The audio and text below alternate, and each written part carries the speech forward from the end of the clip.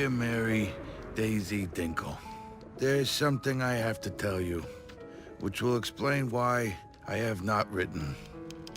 Each time I received one of your letters, I had a severe anxiety attack.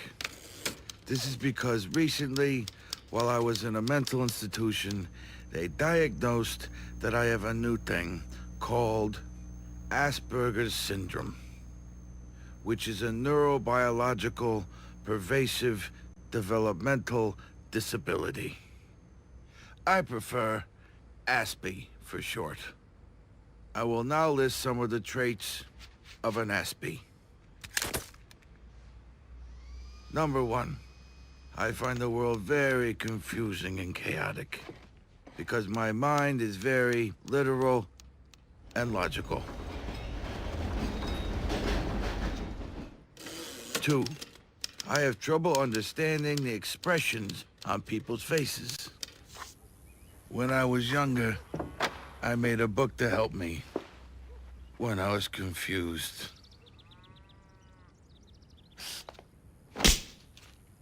I still have trouble with some people. Ivy was hard to understand because of her wrinkles and because her eyebrows weren't real. 3, I have bad handwriting, am hypersensitive, clumsy, and can get very concerned. 4, I like solving problems.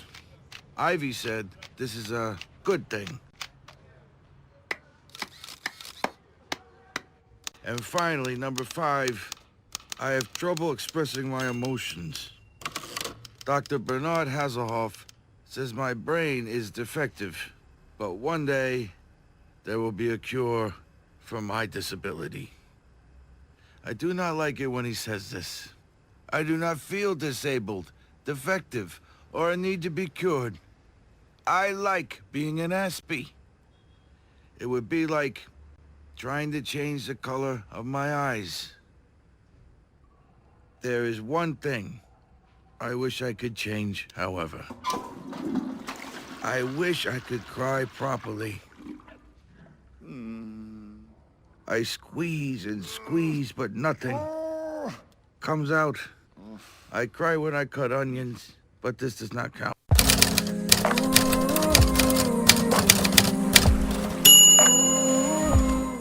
Let's do it. All right. Hello, everybody, and welcome back to the world's greatest film podcast, The Average Film Enjoyer. We are with you here today. We're going to discuss some of the latest movie news, including the AI controversy that is happening around Airhead and Late Night with the Devil currently. Right? What? Airbud, right? Yeah, I was talking to Evan about it earlier, and I was like, so we're going to talk about Airbud or whatever it's called, and no, it's an Airhead, like the candy. We're going to talk about that. We're going to talk about our next 2 movies on the IMDb Top 250, Monsters, Inc., and Mary and Max, which I'm very excited to talk about both. And then we'll just talk about some stuff that we've been watching recently. And then we are bringing you guys a new thing. It's going to be at the very end of every episode. It's how we're going to finish it off. We're going to start doing lists every episode. Today? Yeah. Okay. This one's going to be off the fly, so it may not be the best list you've ever seen, but I think it'll be pretty good. And we're just going to do a list at the every episode, like a top 10 list of movies that relate some way into the movies we're reviewing. So today we'll be doing, and these are going to be like compiled lists, so lists we make together that we can both agree on. So the Average Film Enjoyer's ranked animated films. And I think most of these will be pretty easy because me and Evan most of the time have the same opinion on movies. I have 2 movies that I don't know if you've seen, but we'll get to that later. Actually, 3 you've seen. But yeah, we'll get to that later. First things first, we welcome back today the founder of the Average Film Enjoyer, the Godfather himself, Jagger Nelson. We welcome him back. Jagger has a different opinion about this AI stuff than Evan does, so we're going to have a little structured debate for them to kind of like share their viewpoints and the pros and cons of each. But yeah, Jagger's back with us today. It's been the first time since our last Kubrick episode. Eyes Wide Shut episode where... Really quick, Jagger, is that a Skinamarink steelbook? Yeah. Where did you even get that? Walmart. I did not know they made that. I love you. Thank you. But, yeah, first, introductions. We got to see how we're doing. I'm going to kick it to Jagger first and he's our guest. Jagger, how's life been? Life's been great. I'm doing really, really good. Super chill. But, man, I've been getting smoked today on Letterboxd like never before. Like, the film bros are coming out of the woodworks to attack me. And I'll get into that in my debate. But, no. I can support that, like, at least 2 of them are as top-tier film bro. Ah, gotcha. Yeah, that's fair. But, yeah. I'm excited. They got, like, the holy trifecta excited. of Godfather, Fight Club, Seven, and, like, Wolf of Wall Street in their top 4. Yeah, and a Dune profile picture. We're dealing with one of them.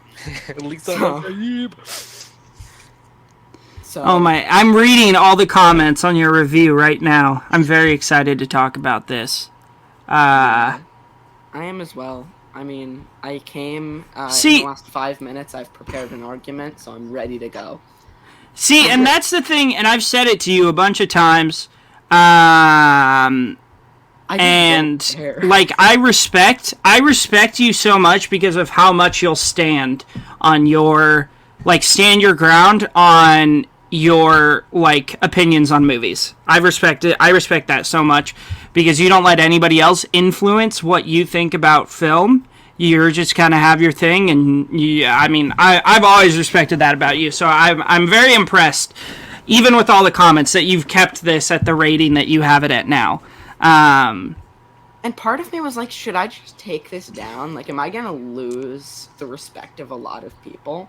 And then I realized I should not be sort of shunned for my opinion, so I'm willing to talk it out. Exactly. So, Yeah. But that's good. Evan, I know you had a good day at work. How's life been this weekend? It's been phenomenal. I've been playing Rise of the Ronin, and it is Assassin's Creed, but with samurais. Not new Assassin's Creed, old Assassin's Creed. Well, not actually. It's a mix of both. It is peak. It is so. I've been playing without the sound on. I've skipped every single cutscene. This game is so much fun. I don't care about the story. I'm there to have fun.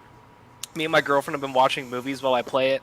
She's been playing Dragon's Dogma, so we're just gaming together. Like, I brought my monitor and I sit it on placemats on the couch. So that it's got a level surface, and we just game together, and it's awesome. So yeah, that's a vibe, dude. I have been playing Metal Gear Solid 2, and oh my god, dude, Jagger. These might be a little outdated for you, but I think you would love the commentary in these Metal Gear Solid games. It is. I've beat all 3 of them on an actual PS2. That's how I ran that one. Wait, how? Okay. Huh? Wow, that's crazy. I grew up with the PlayStation 1 and 2, and I didn't play these games until recently. Okay, so I have about 2 hours left in Metal Gear Solid 2, and holy shit, it is crazy.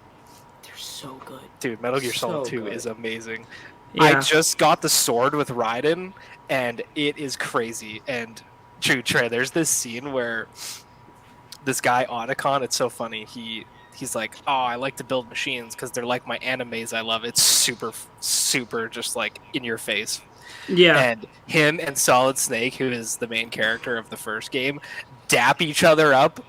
It's nuts. Oh my god. Is it like the Carl Weathers and Arnold Schwarzenegger? It is like that, but imagine a secret handshake before that. It's crazy. So I've been playing Metal Gear Solid 2, and it's phenomenal. And watching some Peak. I got a Peak recommendation from Ryan. Shout out Shot by Shot podcast.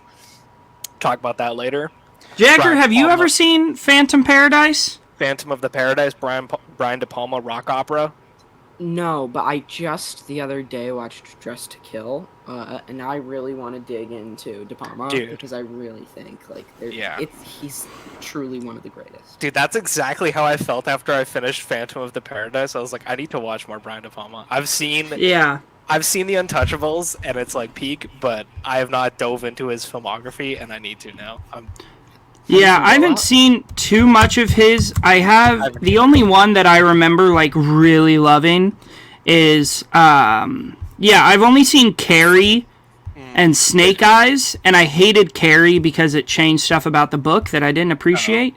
But Snake Eyes with Nicolas Cage is peak. Oh my god, it's so much fun. Nicolas Cage really shines when the director just lets him be as extravagant and outrageous as he wants, because that's like who he is as an actor, just like a crazy person. So it's a blast if you like that version of Nicolas Cage. And Carla Gugino's in it, so that's always a plus. But yeah, I'm doing good. Speaking of video games, I know Jagger commented on my TikTok. I was playing Evil West this weekend. That great video game, super fun. It looks really fun. Yeah, you're like a vampire hunter in like the mid 1800s, so you're like a cowboy.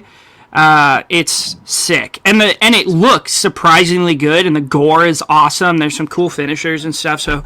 And then I've been grinding MLB The Show 24. Just came out on Game Pass, so I've been grinding that and having fun because I love baseball. But yeah, I've been working. I think I'm going to get a new job soon because I hate my job right now. I'm just like tired of food service, you know? People suck. Trust me, I worked at McDonald's for 5 years. I get it. Yeah, it's just the worst. Yep. But yeah, other than that, I'm doing pretty good. Finished the Friday the 13th movies, all of them, which I will talk more about. Also, Jagger, you need to watch Jason X, Friday the 13th 10. It's outrageous. It's so funny. It's so terrible. The only sad part about that movie is the best scene in the movie is very early on. Yeah.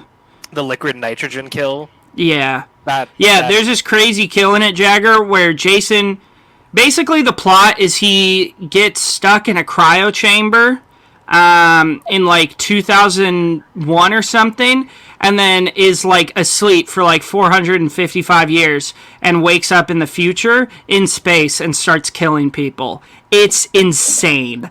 But there's this kill where he sticks this lady's head in a vat of like liquid nitrogen, and it instantly freezes her entire head and then smashes it on a counter, and it just like it shatters. It's insane. Awesome. It's so super good. cool.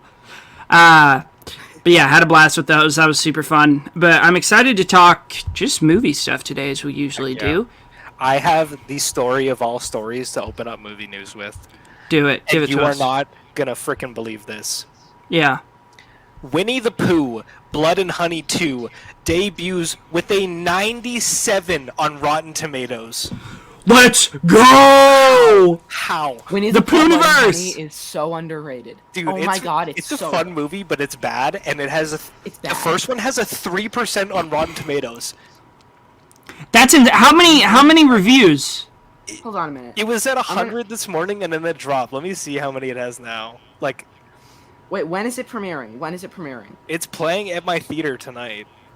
Oh, you gotta go see it. What are you doing? Don't hang out with me, dude. Go see Winnie the Pooh too. It has a 78 on audience score, which is aggregate.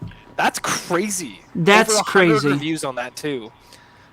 And it's 100% for me with 7 reviews. 7 p.m. tomorrow. I'll buy tickets after we're done. Dude, I cannot believe this. The Pooniverse is alive and thriving. You'll love to So see it. excited We love to for, see it. What's that one? Aren't they doing one with Popeye Steamboat too? Willie. Oh Dude, yeah. the Steamboat Willie one, passing up on the name Steamboat Killy makes me so mad. That but- was crazy. I didn't see the I've mean worked one. with- You haven't seen what? The mean one, the Grinch one. I heard it's shit. It took 3 years to get to streaming. Yeah, 3 that's years. crazy. Wait, the Grinch is part of this universe too? Apparently, I think so. And then What's there's that one called? Oh. The mean one. Oh man, Camera that's Guy actually a one. banger name. There's a Bambi one coming out, bro, and that is gonna be so funny. Oh my god, I can't. Oh, I just found it. Oh, this movie looks awful. Yeah. Oh, I thought Amy Schumer was in it, but it's Amy Schumacher. Oh, thank God. Yeah. Also, before we get into anything else, Jagger, I gotta call you out for your comparison of Pete Holmes to Amy Schumer. That was insane. That hurt me on a personal level. They are in no way similar. There's one way that they're similar. Don't say it. Don't say it. They're not funny. Okay. Next in movie news. God, that's... to each their own. Comedy is like the most subjective form of art, so it's whatever. What the hell? We're getting a new Fear Street movie. Yeah, I just saw this. I'm very excited for a slasher movie. I mean, none of those are great. None of them are, like, amazing, but they're all, like, solid. Really like them. Yeah, I have a good time with them. Have you seen those, Jagger? The Fear Street movies on Netflix? I have. And it seems like you don't like them? They're fine. I mean, I wouldn't say they're anything to write home about. Yeah, that's fair. I think I like the second one the best. The one that takes place in the 80s with, what's-her-face from Stranger Things? Sadie Sink. Yeah. Yeah, that one was a good time. I had a fun time with that one. Dude, there's this kill in the first one where this lady gets slammed down onto a bread slicer. Yeah! It's awesome. That is one thing I will give to those movies is the kills are insane in the Fear Street movies. Yeah. They're really cool. It's a fun experience too. It's like you watch it on Friday, and then at the end of the movie, they give you a little teaser. Come back next week, and we get a trilogy of movies in less than a month. What a fun time! And it's like week to week TV show releases where it's like the water cooler conversation, where it's like, oh, did you watch this? But it's movies instead of TV. It was a super unique experience and really fun. Yeah. Immaculate has been out for about a week now. I'm very interested to see this, especially since it's getting very divisive reviews. I see some people, like me and Jagger's friend Dan, Real Takes, that really, really like it, and Remy really likes it, but I also see some people that think it's really disappointing. So I'm very interested to check that one out. Did you see that, super Christian dude's review? Oh my god. And then they used it to promote their movie. Yeah. That's, the craziest thing you could do with that. You want to hate on my movie? I'm going to use it to promote my movie and make more money. Did you see this, Jagger? No, but I did see a promotional video for Love Lies Bleeding where they put it on the sponsored thing, and they say in it, and I quote, and for some reason, somehow, Dave Franco gives a watchable performance in the promotional video. Damn. What? That's crazy. That was so funny to me. That's insane. Dave Franco's great. Yeah, but I think that's very amusing that they had that in their promotional video. Yeah. I mean, he's never, the best. He's never very, memorable, but he's also never God, this guy sucks. Also, you guys have got to see Love Lies Bleeding. It is I've heard good top things. Contender for best movie of the year so far. Yeah. Do you have it above Dune 2?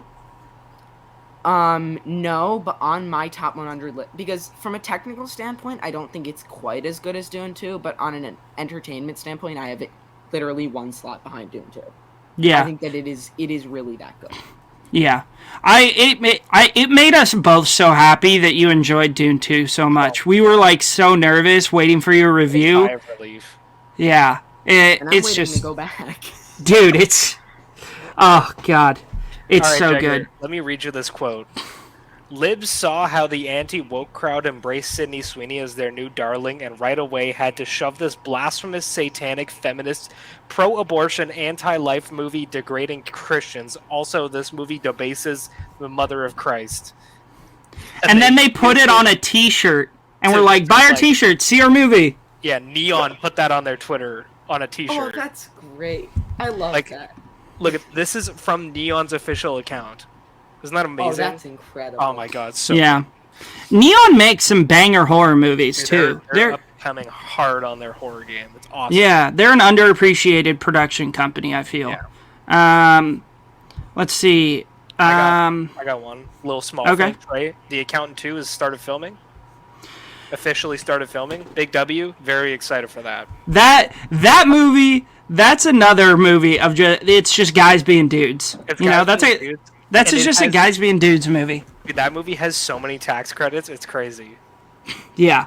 I don't think Jagger. I don't think you would like The Accountant. It's like straight up action movie. I'm okay. Ben Affleck gives a good performance, but it's got the J.K. Simmons tax credit, the John Barenthal tax credit, the John Lithgow tax credit. Like, oh yeah, I forgot John Lithgow's in it. Tax credit, the Radiohead tax credit. That's a 5-star tax credit right there for me. It's so That's good. Crazy. It's a really good movie. He like plays a like accountant with he has autism. He's but he also is like a hitman. And it's Ben Affleck just did such an excellent job. His autism makes him super calculated, so it's like he did the role was done in a very tasteful way, which I appreciated. Scarlett Johansson is in talks to lead new Jurassic World movie. Don't know how I feel about that, but I can tell you I'm excited. Exactly, that's what I was about to say. Okay, I'm excited about Scarlett Johansson, and I'm excited about about Gareth Edwards. I'm not excited about Jurassic World. Is Gareth Edwards directing it? Yeah. Okay, I'm excited for that. Gareth Edwards hasn't missed for me yet. The first Jurassic World is super fun, and the next two are so bad. I swear to God, I'm the only person that likes Jurassic World Dominion, and maybe I am, but it's too long. That movie's over 2.5 hours. It's ridiculous. It's too long. Hottest take I'm dropping today, I assume. Do you have any more, Evan? Yeah, I have a couple other things I wanted to talk about. The Batman 2 reportedly starts filming April 2025. We got some rumors, nothing official yet, but Boyd Holbrook being eyed to play Harvey Dent. Boyd Holbrook? From Logan? Yeah. Give it to me. Our boy, Boyd Holbrook. Give it to me. Also, yes, I like that. 2 reasons. This is just a rumor. We love Boyd Holbrook. We love Harvey Dent. Harvey Dent in a Matt Reeves Batman movie sounds amazing. Give it to me. Yeah. Do you like the Batman, Jagger? The Batman, I give it a 4.5. I quite enjoyed it. W. I think the gritty take on DC stuff, like, I loved the Joker. Same. I love Joker. And, that's great. And I think that DC going gritty is much appreciated by me. Yeah. Then I'm interested to see what you'll think of the James Gunn stuff, because James Gunn is known for not being very gritty, being kind of fun and goofy. We know there's a few fun superhero movies I've liked. There's a few. I know you like Guardians 3. Yeah, I was gonna say. I like Guardians 3. I liked Multiverse of Madness quite a lot. That's like a 4.5 for me. I respect that. I respect that. 3.5. Also, Thor: Love and Thunder was a 3.5 for me. Maybe again, I respect that. So funny in my opinion, and that's again super hot take. I enjoyed it. The screaming goats made me laugh so hard. That is a joke from like 2012, Trey. What do you mean? I don't care. It's funny. It was funny. Oh it God. Was. I haven't even seen it. Okay, then you can't even comment. So shush. I saw a picture of a floating head, and it looked like it was from 2004. Oh, yeah, that was pretty terrible. Yeah, that was awful. Here's one that I wanted to bring up. The next Pirates of the Caribbean movie will officially be a reboot. How do we feel? Oh, I don't love that, especially since the first one was felt like it was so recent. But I'm interested. Like, Jack Sparrow is Pirates of the Caribbean. Keira Knightley is Pirates of the Caribbean. Like, it's such a concrete cast. Like, I'm curious to see how they handle recasting all these such infamous characters. We're getting a trailer for Yorgos' new movie tomorrow. Give it to me. Yes. This cast is, like, inject this into my veins. Emma Stone, Jesse Plemons, Willem Dafoe, Hong Chow, Margaret Qualley, Joe Alwyn, Hunter Schafer. And it's an anthology movie, apparently. Like, just give it to me now. Yeah. I love the concept. And also Hong Chow, one of the greatest actors of our generation. Yeah, she's really great. Love Hong Chow. Really good. Too. Very excited for a new horror movie, Cuckoo. Something that I would love to talk about. We got our first trailer for Beetlejuice. Have you either of you guys gotten the chance to check it out? Yes. Okay, you guys Yeah? talk about it because I haven't even seen the first one. I'm gonna go pee, but you guys talk about it. Sounds good. Jagger, what were your thoughts on this trailer? I think that it looks decent. I mean, I don't love the first Beetlejuice. I think that it's one of those movies that a lot of people love for nostalgia's sake, but really is not that great. Yeah. But I think Jenna Ortega is so fitting for that role. I think there's a chance it comes out very good. Yeah, I'm looking forward to it. I personally love the first one. I'm happy that they're bringing Winona Ryder and Catherine O'Hara back, and Michael Keaton, of course, because he just kills it in that role. He is just hysterical. But I agree with you, Jenna Ortega. It's like a perfect role for her. That's kind of like where she has been most successful in her career so far is those kind of like darker horror movies, or just like where she can play a darker character. That's where she's been most successful, I feel, with Wednesday, with Scream, with, you can even say that about X. So yeah, I think this movie has a lot going for it, so I'm definitely looking forward to it. Before we get to the controversy aspect of Late Night with the Devil, Yeah. I would like to say that before Late Night with the Devil, in those previews, there's a Red Band trailer release for Sasquatch Sunset, which is my most anticipated of the year. Yes. I think it's going to be incredible. I haven't even seen the trailer. Is there a trailer? The trailer. I saw IGN give it a 10, and I read the synopsis, and I was like, "Give me this movie." Sorry, who's the director? You cut out a bit there, or I cut you off. It's the two directors behind the show The Curse with Nathan Fielder. Oh shit! Okay. So it's gonna be insane. Yeah. The reviews have been terrible, which is exactly what I want that to be. Except IGN gave it a 10, which is crazy. So I'm very, very excited for that. Yeah. Really? Yeah. Shocked. I know. Genuinely. That's gonna be sick. Yeah. Okay. Something. So, okay, I have two more things. Yeah. Yep. We got the trailer for Bad Boys 4. I don't want to defend this movie because the third one is bad, but it has some really funny jokes in it, and it's genuinely just a fun guys being dudes movie. Mm-hmm. Doesn't look terrible. Martin Lawrence talking weird, looks old. It's probably going to be really bad, but like these two guys just have such good chemistry. Like, yeah, at the very least, this is going to be a 2.5, and I won't hate my time.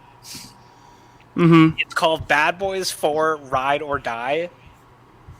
Let's get this shit. That's guys being dude shit. Mm-hmm. One thing okay, this isn't really movie news, but it's something I want to talk about because we were discussing it in the Real Talk Discord the other day.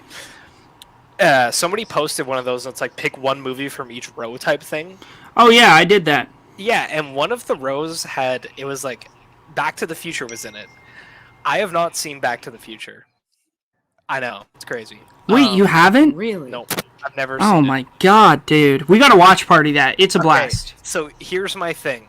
This movie has been hyped up to me so hard for my entire life, and I am worried that the expectations are too high, and the same thing that happened with The Truman Show will happen here. Because people told me... Yeah, but Back to the Future is better than The Truman Show. People told me The Truman Show was one of the best movies of all time, and it's a 4 to me. The expectations were just too high. So that's why I don't watch it, because my expectations are way too high. You're gonna have to watch it at some point, and I will tell you this, Evan. The first Back to the... And I think Jagger agrees with me on this. It is a perfect film. It is, like, structured, it's paced. Everything about it is just perfect. No? I think it's perfect. I wouldn't say perfect. I think it's, like, out of 100 for me. Probably. Very good. I'm curious how you guys think about going into a movie for the first time with very, very high expectations. Like, take Jagger, you got it sitting right there, American Psycho. I had not watched that movie since I was 14, and when I watched it when I was 14, it was the I'm literally him mentality, like the film bro lifestyle. Rewatched it. It's peak. It is such a fun movie. American Psycho is not only one of the funniest films ever made, Yeah. it is also the movie that got me into cinema and made me think, wow, there's something more to Dude, this. we have been talking about that topic so often, Jagger, about We have. films that got you into cinema, because for me it's The Master, which we're talking about on Friday. Yeah. Some wild picks for So my grandma is very into film and loves watching movies, all kinds of movies. And whenever my parents would go to a town, she would come babysit, and we would just watch like I remember one of the first movies we watched together was Blue Ruin, Oh, I haven't seen that. from the guy who made Green Room. We watched The Okay. Hurt Locker together when I was like 10 years old or whatever. Jeez. Yeah, I know. So she really embraces film, and we watched this together, and I was like, oh my god, this is what cinematography can be. This is what acting can be. This is what score Yeah. can be. Johnny Greenwood from the Radiohead scored this film. It's beautiful. And yeah, The Master just blew me away. I've only seen it like twice, but it holds such a special place in my heart for a movie that really introduced me into like peak, not like Yeah. like stuff that I wouldn't go see in theaters, you know? Yeah, well, it's not even like, it doesn't even have to be like, this is the first movie I ever saw, or this is the first movie I saw in theaters. Like, Yeah. it's just really the first movie that really kick-started, like, okay, I'm gonna watch movies every day now. Yeah. And then we watched, I always forget the name of it. It was this movie about this guy in Washington who like recruited a kid to go kill a bunch of people across the country, state with him. I don't know what that is, but that sounds No, sick. it's a true story too. I want to watch that. It was phenomenal. And we started Um, watching all these really obscure movies, so yeah, shout out Grandma. Oh, Rip Jagger. There goes Jagger. Jagger, your camera went out, by the way. But yeah, it's such a cool I love talking about that stuff, like the movie Yeah. that got you into movies. Yeah. Mine were like, if I was just gonna do a quick thing. Yeah. American Psycho, Fight Club, Perks of Being a Wallflower, The Ref, the South Park movie, The W. Warriors, Man on the W. Moon, Jackass, This Is the End, and maybe The Whale. And I think that was really, for me, that started it all up. Dude, seeing you Yeah. log Jackass movies at like 4.5 every time makes me so happy. I freaking love Jackass. Dude, I have them all It at like makes me 5 stars, so too. happy, dude. Oh my god, I cannot state no. They're so funny. They're so like, funny. Who's your guys' favorite member? Chris Pontius, because he just puts his dick onto everything. He's so funny. Favorite member? I mean, Shout out- it's... Shout out Dave Englund for just taking the worst shit all the time, and Yeah. Danger Aaron, who just gets Yeah. horrifically injured in every single movie. For me, it's Danger Aaron or Wee Man. I love Wee Man. I mean, it's a tie-up between Wee Man, Steve-O, and Knoxville. It might be Knoxville. I mean... Okay. Yeah. This- Johnny is just, he's so charismatic, and he's so Yeah. cool. He's hilarious. Yeah. We haven't talked to Jagger in a while, so we're just gonna be yapping for a little bit. I hope that's okay. Yeah. What is your favorite Jackass stunt, if you have one? If I have one, it's... Yeah. Man, easily. That's my ringtone. That's like... The it's which what- one? You cut out. Party Boy Japan. Easily. Without question. Which one's that? That's the one where Pontius goes into the store and starts dancing with the cop. Oh, God, I remember that! Oh, that one's really good. Mine would either have to be the one where they got the donkey to kick Danger Aaron in the balls. Or I think it was in Jackass 4. Is either in 3 or 4 where they get like the jet airplane. That's 3, and they're all behind the engine, like getting blown away. I loved that. That was really funny. I have a couple. Okay, first off, Poo Cocktail Supreme. One of the funniest things I've ever seen in my entire life. Oh my god. Another one. Also, shout out to the sweatsuit cocktail for making me vomit. Jesus Christ, what a disgusting. Is that the one where they drank it, or because there's one in 4.5? No, it's in 3 where they put Preston in the sweatsuit and then Yeah. disgusting. But Any Yeah. of the ones where the camera guy vomits? oh, they're so. Oh, yeah. That's I love in Jackass 3 because Jackass 3 is my favorite. The hand, like it is so funny. Oh God, that one is so. Hey man, high five! So good because Jack. It's so good. Another comment in on my AI review. I hope your job specifically gets replaced by AI. God damn. Yeah, Jackass is awesome. I saw Jackass 4 in theaters, and it was pretty recent after the theaters reopened. Yeah. There was like 4 or 5 of us in there, and it was all dudes, and it was guys being dudes for an hour and a half. We were fucking losing our minds laughing at it. It was such a good cinema experience, dude. Oh Yeah, that sounds like so much fun. It was a blast. Anyway, okay. Shall we? Yeah, so now's our debate section. So, I'm the moderator, so you guys shush. I have a question. Yes. Okay, I want to talk about Late Night with the Devil at some point here. No, Do you we wanna are. do it now Yeah. or after Aaron? No, they're going to be both kind of piled together. Like Okay, the recent use of AI in film. So, I'm the moderator for this debate between Evan and Jagger.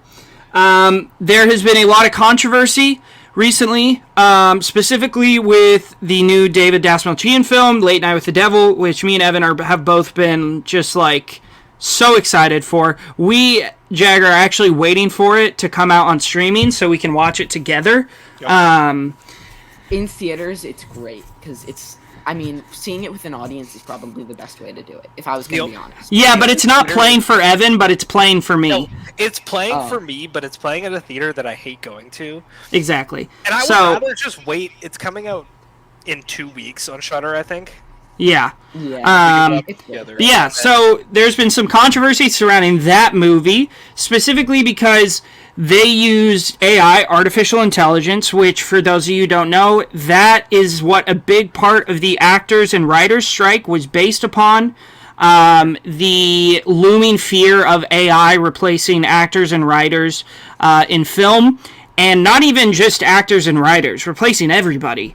And that has been a huge looming fear for the past couple years. And Late Night with the Devil used AI for 3 still images during the film. If I'm not mistaken, I'm using Wes as a source, but they only took up like 5 to 10 seconds of screen time. 50 seconds. But that is still use of AI in film. Yeah, and I heard that, I don't know if this is true, I heard on the Real Talk podcast, but they were saying that those stills were blown up at one point as the background for the TV set. I don't know if that's true. That's not true. There's one still image that is not considered one of the 3 because it was made by an artist that is blown up in the background. So there must have been some kind of miscommunication throughout the way. Gotcha. Yeah. And I don't know when it was released. The Airhead short, but we we got the release of a commercial for Sora AI. Yeah, it's basically a short film made and produced completely by AI. And so what we've come, it's 1 minute long, and there's a lot of hate surrounding it, and a few people who actually have, good thoughts on it. So what we have come here to do today is for Evan and Jagger, who are on polar opposites of the spectrum of this topic, and Jagger is also a member of SAG, and a working actor, which I think will bring a good perspective into this discussion. We're here today to listen to what they have to say, for them to share their points, and you guys can kind of just listen and create an opinion of your own. Evan is on the opposing side. Evan is like, no AI, absolutely never, shouldn't be used. He gave the short film a 0.5 star. Jagger is on the other side. I can't really speak for the specifics of his argument because we did only have limited time to discuss it. But I can say that he gave the AI short film 4.5 stars and said that he quite enjoyed it for reasons that I'll let him get into for discussion. So I'm going to flip a coin to see who gets to start their opening argument. Jagger, since you're the guest, call it in the air.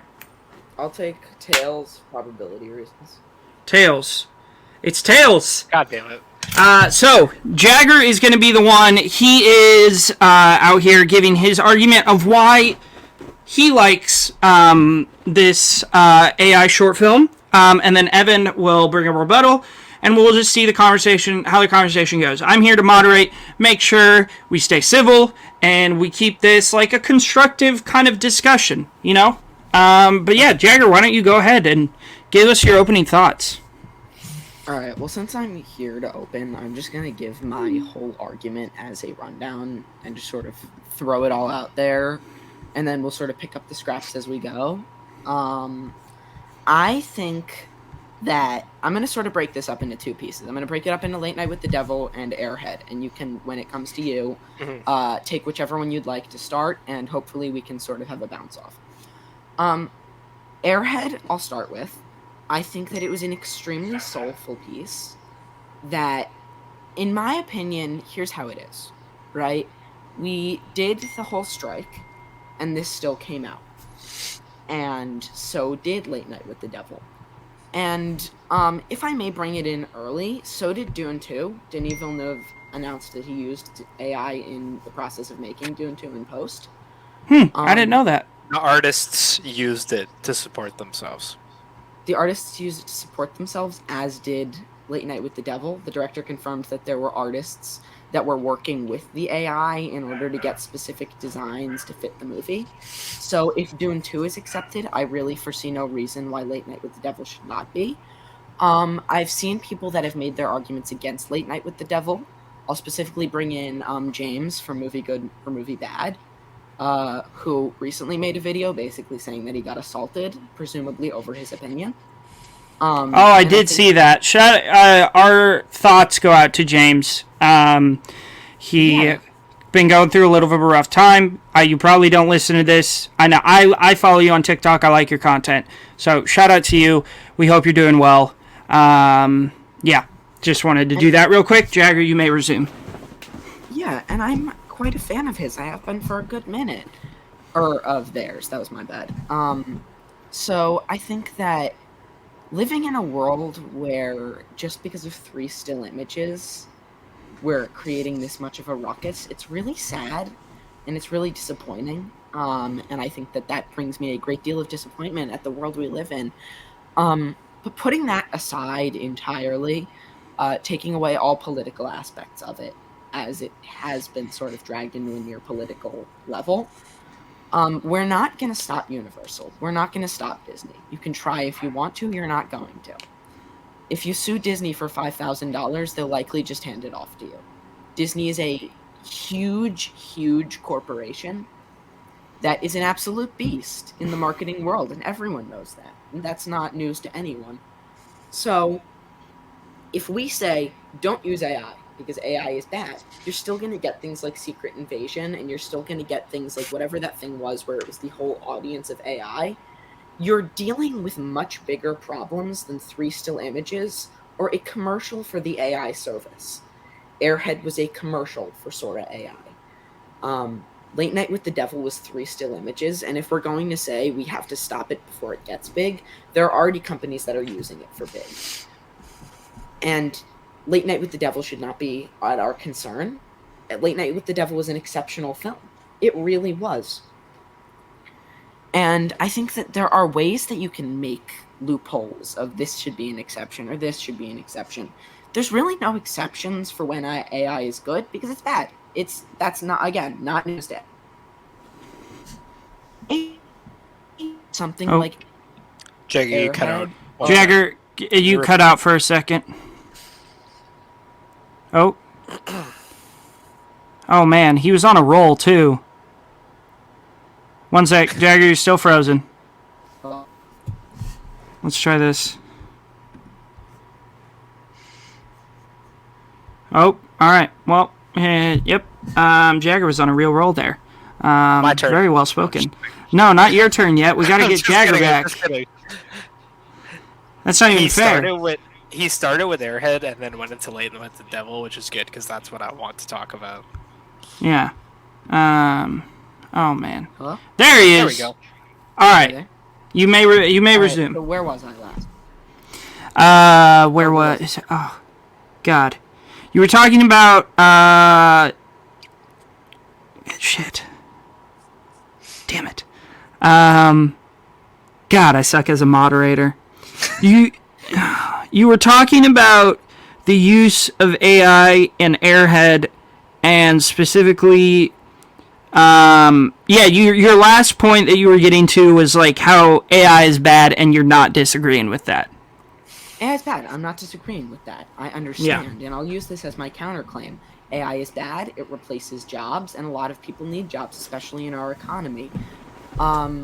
However, if we are making a film where we are already paying a ton of people, and we are in a world, especially now, where cinema is not on a downfall at all. It's really not. We have podcasts like this all over the place. There are a lot of them. There are a lot of them that I know personally that I think are probably disagreeing with me heavily for supporting Airhead, and I respect that. But I think that in a world where film is not on any kind of downhill spiral, a lot of these people are getting jobs. And to say that the 3 Still Images is getting rid of too many jobs, that it needs to allow for people to tank reviews on a genuinely incredible film that is probably one of the greatest horror films to come out in quite some time, is very saddening to me.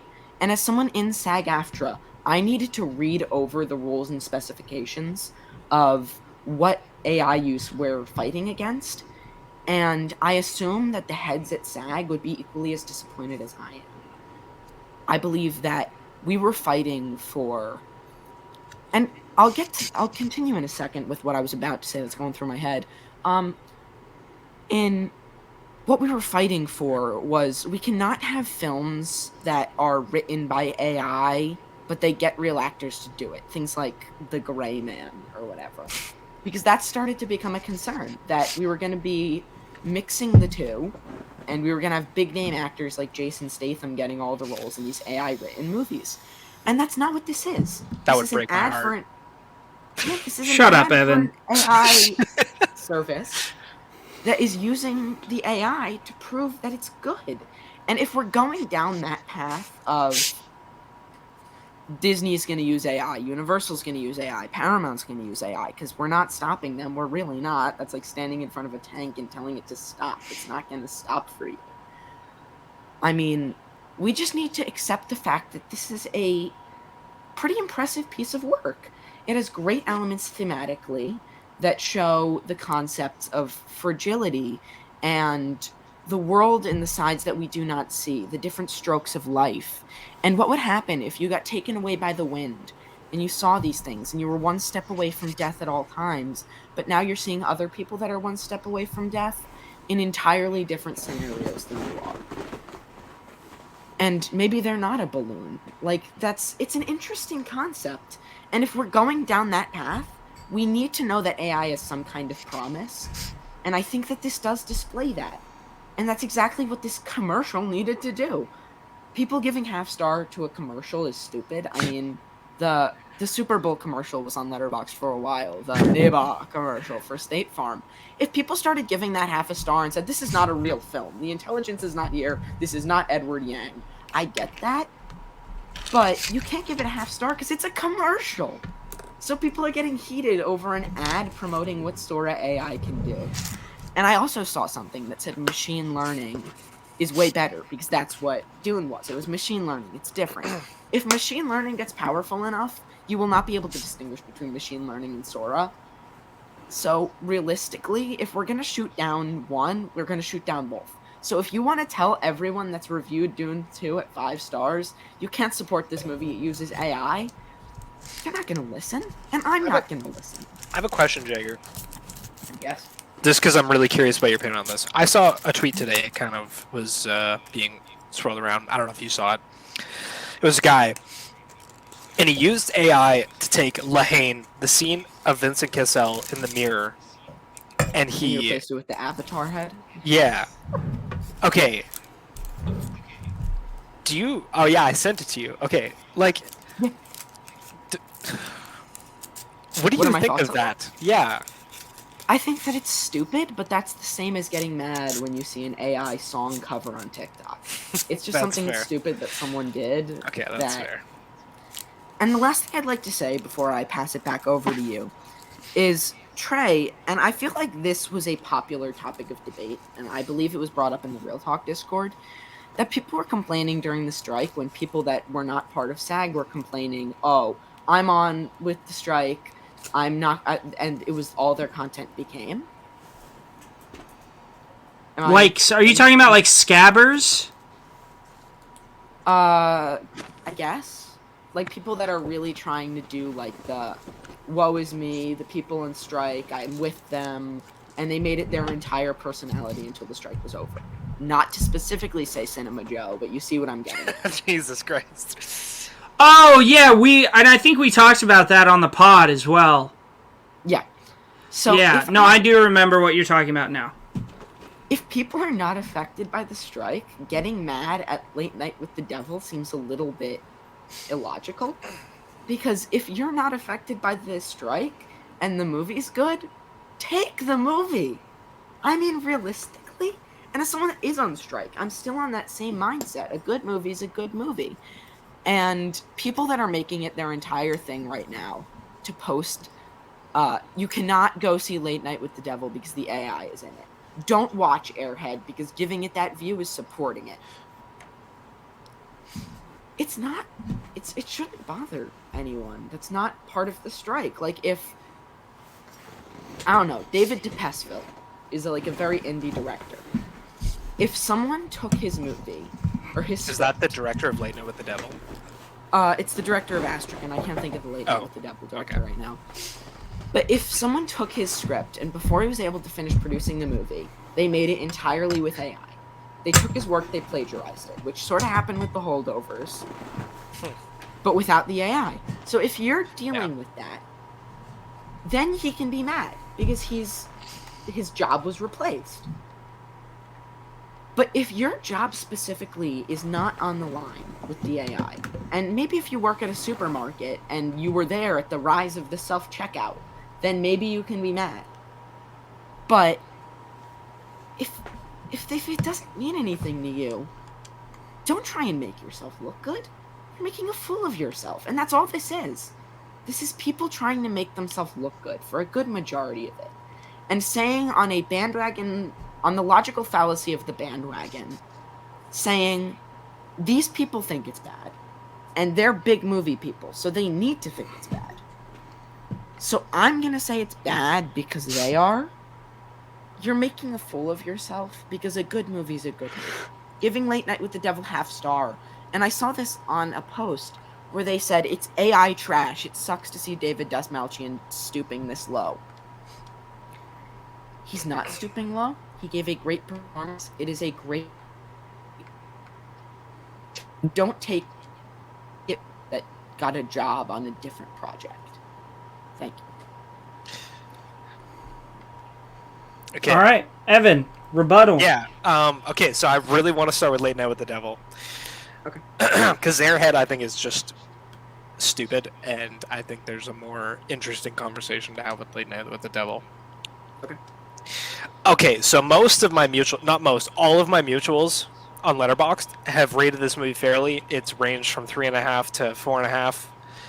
I cannot wait to say this movie. It looks original, and I feast on original horror. Me and Trey, like a couple episodes ago, he was like, "You got to check this trailer out." I can't wait to watch this movie. My issue comes with this is 3 stills. I saw Twitter posts. There was a bunch of Twitter posts a couple days ago, like during this last week, where artists came out and they redrew those stills. And they'd say, "Oh, this took me 2 hours. This took me 3 hours." I understand, and I think it's more complicated with Late Night with the Devil because it's an indie, it's an indie film. You know, it's not Marvel budget. It's not whatever. It's visually low budget. Yeah, exactly. And like most of their budget probably went to the GOAT, David Dastmalchian, who is in every single movie ever, and we love him. Yes, agreed. And Jagger, I want you to cut in when you have something to say because I'm really curious about how you did say this. But I was listening to Cash on the Film Scoop and the Real Talk Boys, and they said they saw this post and it was a girl who had drawn up those exact same 3 stills and said it took them 2 hours. And George, I think it was George on the Real Talk podcast, he said, and I totally agree with this. A lot of these artists are like, this is a hard fucking industry to break into. There is no denying that. This is an extremely competitive industry, and it's all about who you know and what you know and all this. Like, these artists, say you go to somebody to create 3 stills. It's not a big job, but at least their name is on the film, and it takes them 2 hours, and either they do it for free, which they probably would just to get a credit on the resume, or they do it for $100 or $200, whatever. It's a drop in the bucket, and it gives somebody a credit there. Like, what do you think about that? Like, because I agree, I totally agree with you. 3 stills, it's not a big deal, but it gives somebody a chance to break in, because like you said, this movie is getting great reviews. Like, somebody goes to they try to become a designer, and Late Night with the Devil is visually very aesthetically pleasing, and I worked on that. Like, what do you think about that?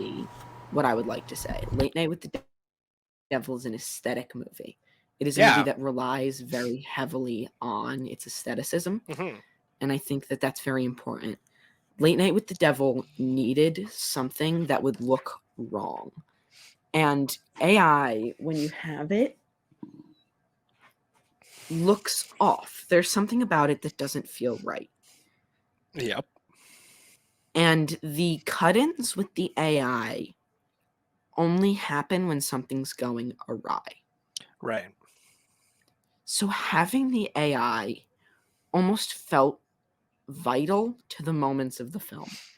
It helped. It's the same as if I was making a horror movie and I needed a distorted face to pop up for a second, and I went into AI and said face, and it gave me something that looked uncanny. It needed an uncanny valley effect. That when I've looked at the replicated drawings, there's something there that makes it feel like it's professional. Right. When these needed to be really quick snap cutaways that would bring you an uneasy feeling that could only be brought by something that does not yet have the power to give you something good. Okay. So the AI supported the film. All right. And I can accept that. That is fair. And again, I want to stress, I understand this movie had a low budget. This is not it's playing in one theater in my city, and it's the smallest theater that only plays the indie movies. This is where I saw Zone of Interest. Like, they do not make a lot of money. It's in a very abandoned, like, run-down mall. This theater is the only place I can see this movie. I fully understand they don't have the money to pay a lot. But I think that, to back up your argument, like, again, you could say to an artist, and this, like, it's 3 stills, like, it's a small thing. I feel like you could have something there where it's like, this is a skill, and especially horror movies where, like you said, you want something to feel off, like, you could start developing that as a skill, where horror movies want that very, this isn't right. It's uncanny valley, and so it looks real, but it's not quite right, and it's very unnerving. I haven't looked a lot at the drawings, so I can't speak on them. I just know that they exist. Yep. Maybe I should have looked at them, but me and Trey were like, "Oh, maybe we'll invite Jagger on," and that's why I want you to cut in. Like, do you think that there's merit in having somebody with that kind of skill set where they can kind of create that unnerving feeling, and that is a benefit on their resume? Because that's an interesting thing to me. I don't really think about it until you brought up this uncanny valley thing, and it's totally true. Like, you want that in a horror movie. You want something to feel wrong, and it is such a eerie feeling. Like, uncanny valley shit is the creepiest. So do you think there's, like, almost a new skill set in this age of AI where this is maybe something artists could start working on? Okay, let me explain. Yeah. I think I would also like to cut back to specifically David Letterman, which Okay. seems like a wild call out right now, but I'm Let's get trying to it. think like 70s Yeah. talk shows. You have your Absolutely. Lettermans, you have your Johnny Carsons, right? Yeah. There's a very, very specific look to those shows. It's the same as when you watch a Wong Kar-wai film, you're not saying it's Ari Aster. You can't mistake him for anything. Yeah. No. There's a very specific look to those shows. Yeah. Sorry, I just want to cut in because I had Yeah. this conversation with my girlfriend the other week. We were talking about Suspiria, and it was so funny to me. Have you seen both of them, the remake and the original? Of Suspiria? Yeah. No. Okay. My girlfriend says to me something about Suspiria, and I was like, "Oh, we should watch them." And she goes, "Well, I know that one of them is artsy fartsy, and I know that one of them is super dark." And I said, I have no fucking clue which one is which when you're talking about that. Because Dario Argento makes, like, giallo is a whole different breed of horror, and Dario Argento cooks up colors like you could not believe. It's the same thing with red in The Mood for Love and green in Fallen Angels. Like, Argento just gets that, but Suspiria is not a light movie. Like giallo films are very over the top, and I was like, which one are you talking about? Because the Suspiria remake is like 2 hours 40 minutes long. It's very pretentious in not a bad way. Jagger, your camera is doing the thing where it shut off before. There's like a countdown. Yeah. Oh, you can keep talking. Yeah, but I yeah, I'm like on a tangent, but like she was like, "Oh no, the Dario Argento one is the artsy fartsy one," but I just wanted to tell that story because I thought it was funny. But yeah, no, like you said, like Wong Kar-wai, like you know it when you see it. Yeah, but sorry, back to you. Yeah, and I appreciate that story because it brings in horror. Horror a lot of the time has to have some kind of look. Hereditary is very, very visually set on its own high horse. It is a different look. If you look at, if I just look around on my shelf, look at Skinamarink. It has a look. They are different types of movies. If I go over there, The Cremator, different look. Donnie Darko's kind of horror, different look. A lot of horrors have their own look. Saw films are different. So this was a film that knew it wanted that. And it wanted to go to look like a Johnny Carson or a David Letterman. And I appreciated that because it had the comedy elements of a Letterman or a Carson.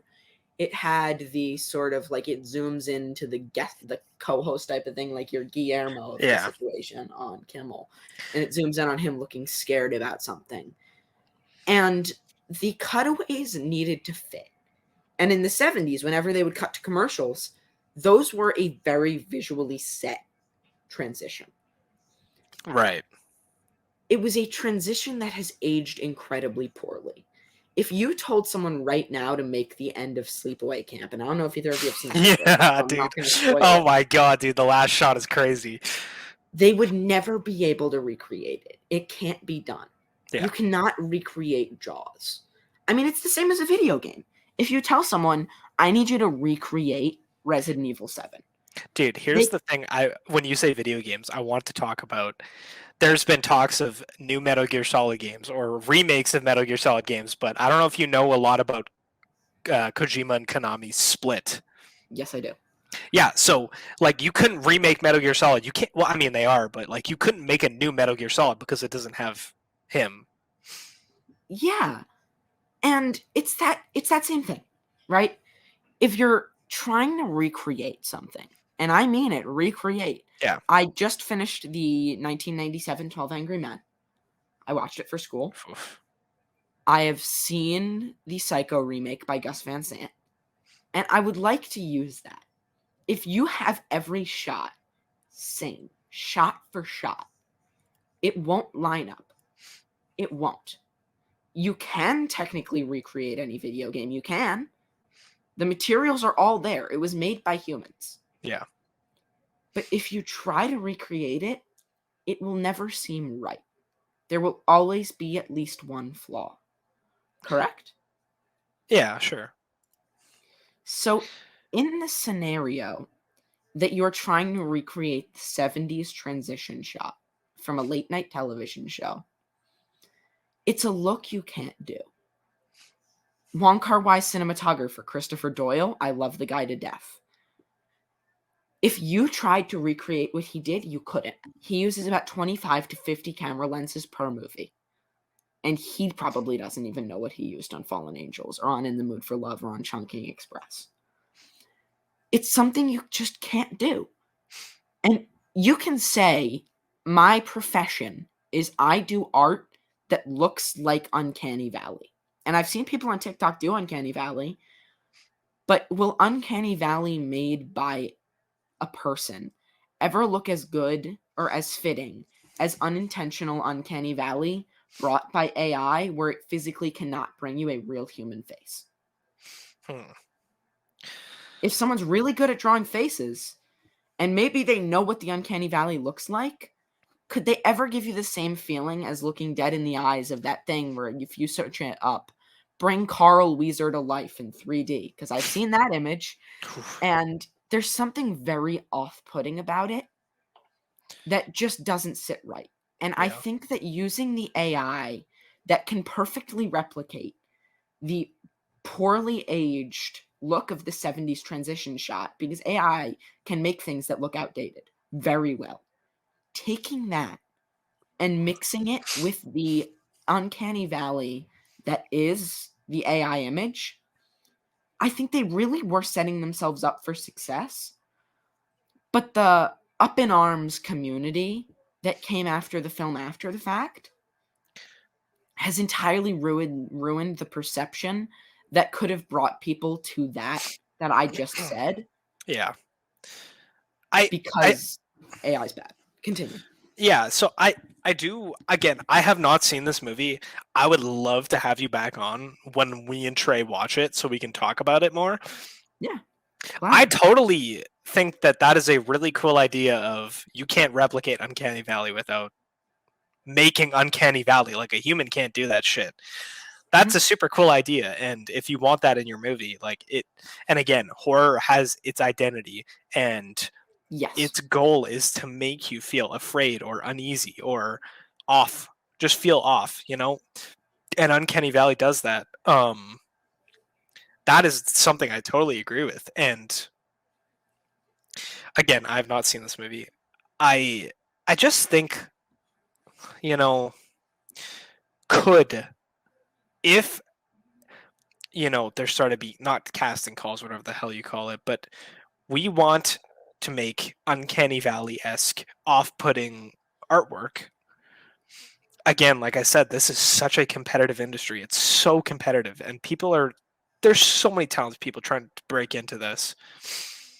Do you think there's a market in the future? Not like right now, but like, do you think that as the AI stuff grows, do you think there's a place for someone like that where there is this outspoken fuck that shit, like, no thanks, and we see people who are hiring specifically for that type of art style? Okay, allow me. Yeah. I think there is totally a market for it, but I think when you're dealing with a beast like what I believe A24 is going to become, right, what I believe Neon is going to become, and those are the people producing movies like this, maybe Searchlight even. Yeah.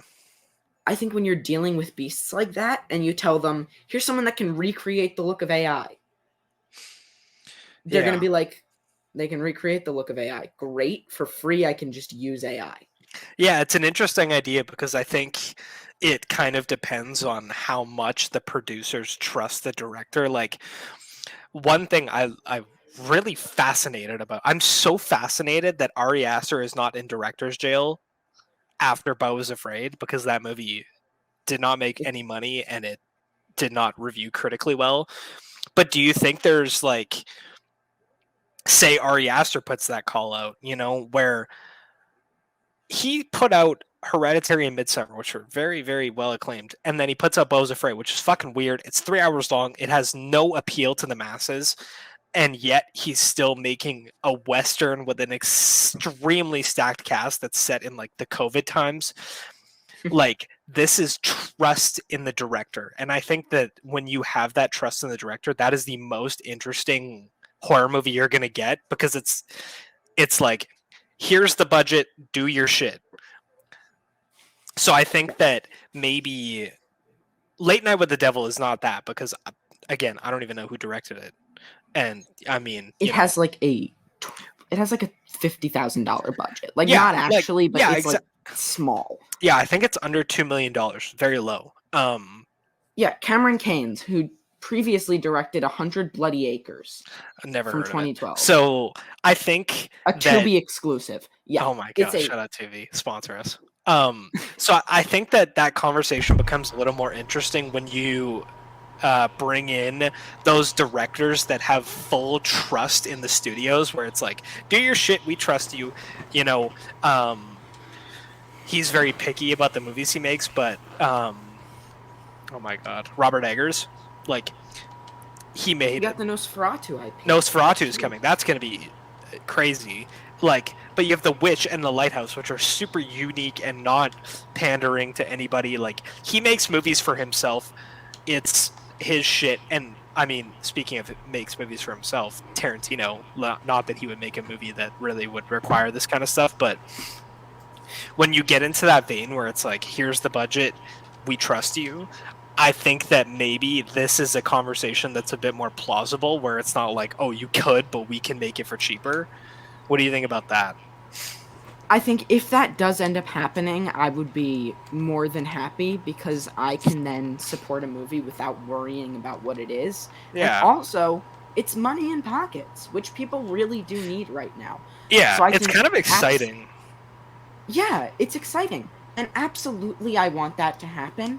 But I think that for the time being right now, our concern should not be on things like Late Night for the Devil.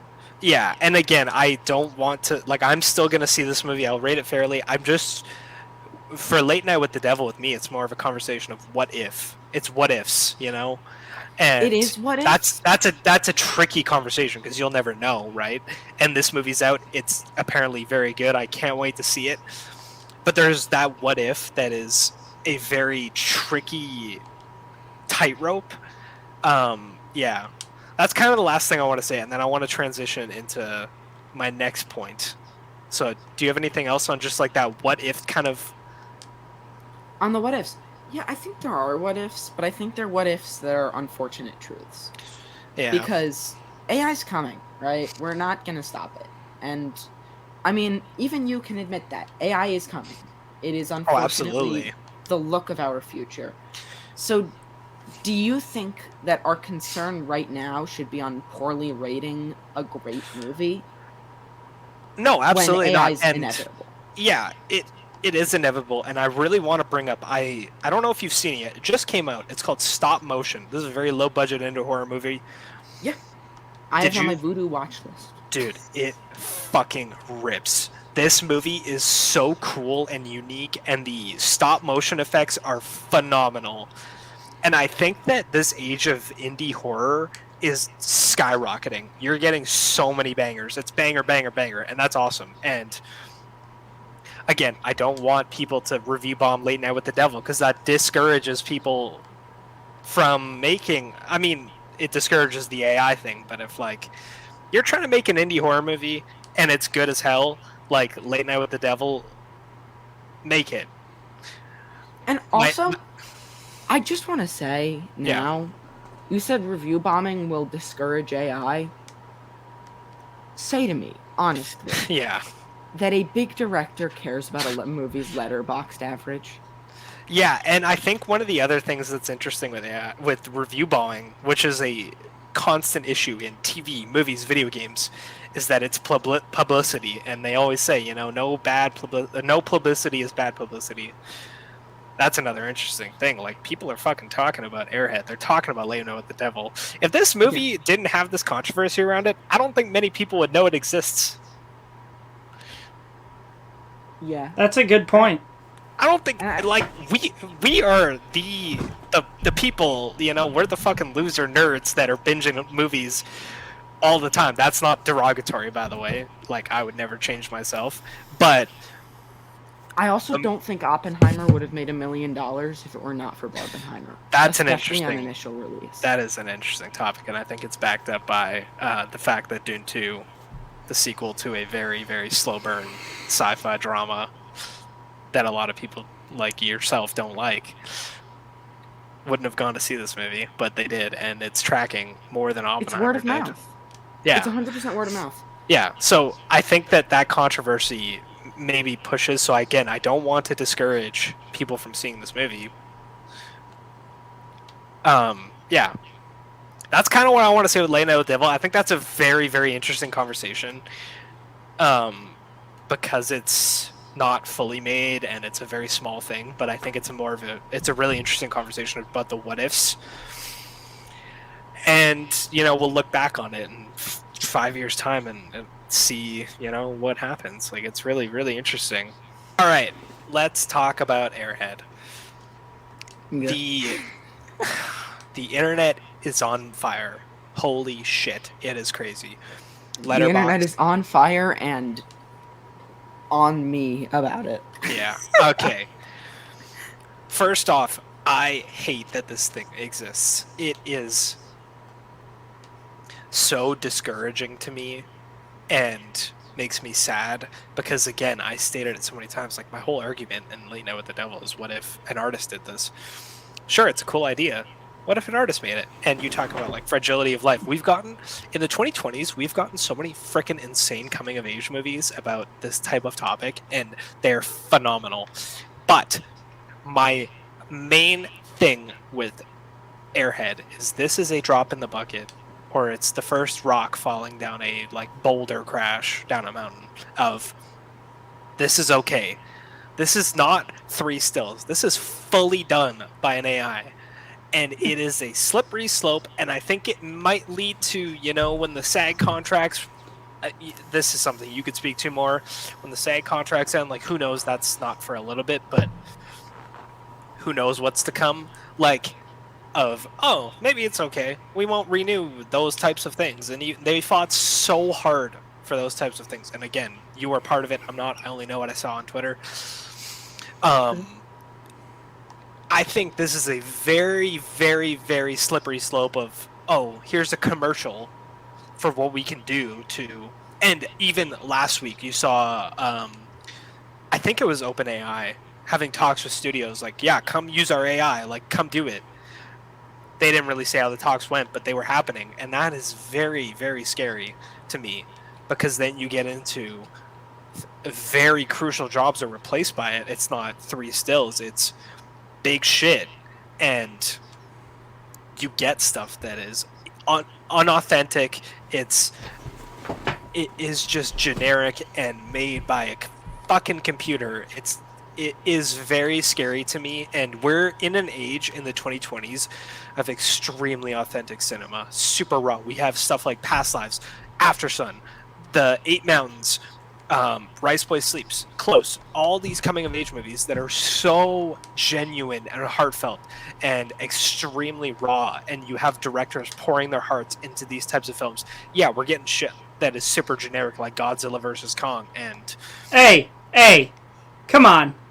You're the moderator, you're not allowed to cut in. I'm just kidding. Yeah, there's a bunch of generic movies. You don't have to... We're getting stuff like Night Swim, and we're getting stuff like Madam Web, and these generic movies that don't really feed my argument, but you're getting these extremely dedicated directors that are pouring their hearts into films. Stuff like The Zone of Interest. And Poor Things, which is extremely original, and Oppenheimer, where Nolan devoted, like, he put his whole Nolussy into this movie. Oh my god, it's crazy. Good use of phrasing. I enjoyed that. I was trying to think of it. And you have this slippery slope where we're already getting trash that's made by humans. like Jagger said, Jason Statham stuff. Ours also, fuck you. I love Jason Statham, and Beekeeper is peak. I love the Beekeeper. Well, the Commuter still exists. I'm Dude, sorry. the Commuter is peak. Trey, Is where that you the at? one with Liam Neeson? Yes, the train. Yeah, dude. What are you Oh. talking about? That movie is so good. One. I'm pretty sure Trey gave that movie a 5, Jagger. Oh, I 1000% did. I love a good Liam Neeson action thriller. They're so stupid. Yeah, but so you get these movies, and again, you bring up Jason Statham. Like, I have a personal relationship to him because me and my dad always go to see them together, and he doesn't live near me anymore. He lives across the country, so anytime he comes and there's a Jason Statham movie playing, we'll go see them together. Like, I hadn't seen one in theaters with him in years, and we went to go see The Beekeeper together, and it was a life-changing experience. We had so much fun. I give it a 5 stars because I just got to relive those childhood things where it was like, oh, a new Jason Statham movie's out, we're going. I think that this short film that is 90 seconds long is an extremely slippery slope that I would like. I want to nip in the bud, and I'm curious because this movie is getting fucking bombed. I'm sorry, Trey's mom. Like, this is a passionate thing. Like, I think this is such a slippery slope, and I'm curious to see if, like, the global outrage. I mean, you have the Twitter blue check marks gassing it up on Twitter, but like Letterboxd, I haven't seen a single review over 1 star, and I'm curious to see if that kind of changes opinion on it. But what do you think of this slippery slope that? Because again, you've said it, you know, don't replace the actors, don't replace the writers, directors, whatever. But like, and again, this is a tech demo. Like, it's a tech demo of what it can do. But again, it's a short film, and it has a narrative. It's not just showing, oh, this is pretty, and that, this and that. It is a narrative short film, and I think that's why. Because I think it was a couple, like maybe last month, Sora put out like a little tech demo of what they could make. That's fine. You want to put your visuals on there, whatever. But when you have a narrative and it's a short film that, you know, people can log on Letterboxd and it's a story, that's when I think you have this slippery slope of, okay, this is a very interesting idea that someone typed into a computer, and this is just, it just feels wrong. So, yeah. I loved our conversation about Late Night with the Devil, and I totally really see that whole Uncanny Valley idea in a new light. I really enjoyed that, but this is something that, like, I just, beyond it being a tech demo, and again, like, I just don't see any benefit in it. So, yeah, that's just kind of how I'm feeling about Airhead. Alright, so I have 3 points I'm going to bring Yeah, up. one sec. Please. I'm just gonna say that, Evan, that was your closing argument. Yeah, Jagger, yeah. We're wrapping you have this the up. rest of the, like, 2 minutes or whatever, and then we're gonna call it, because we Yeah. got other stuff we need to talk about. Alright, so I'm going to make this very quick.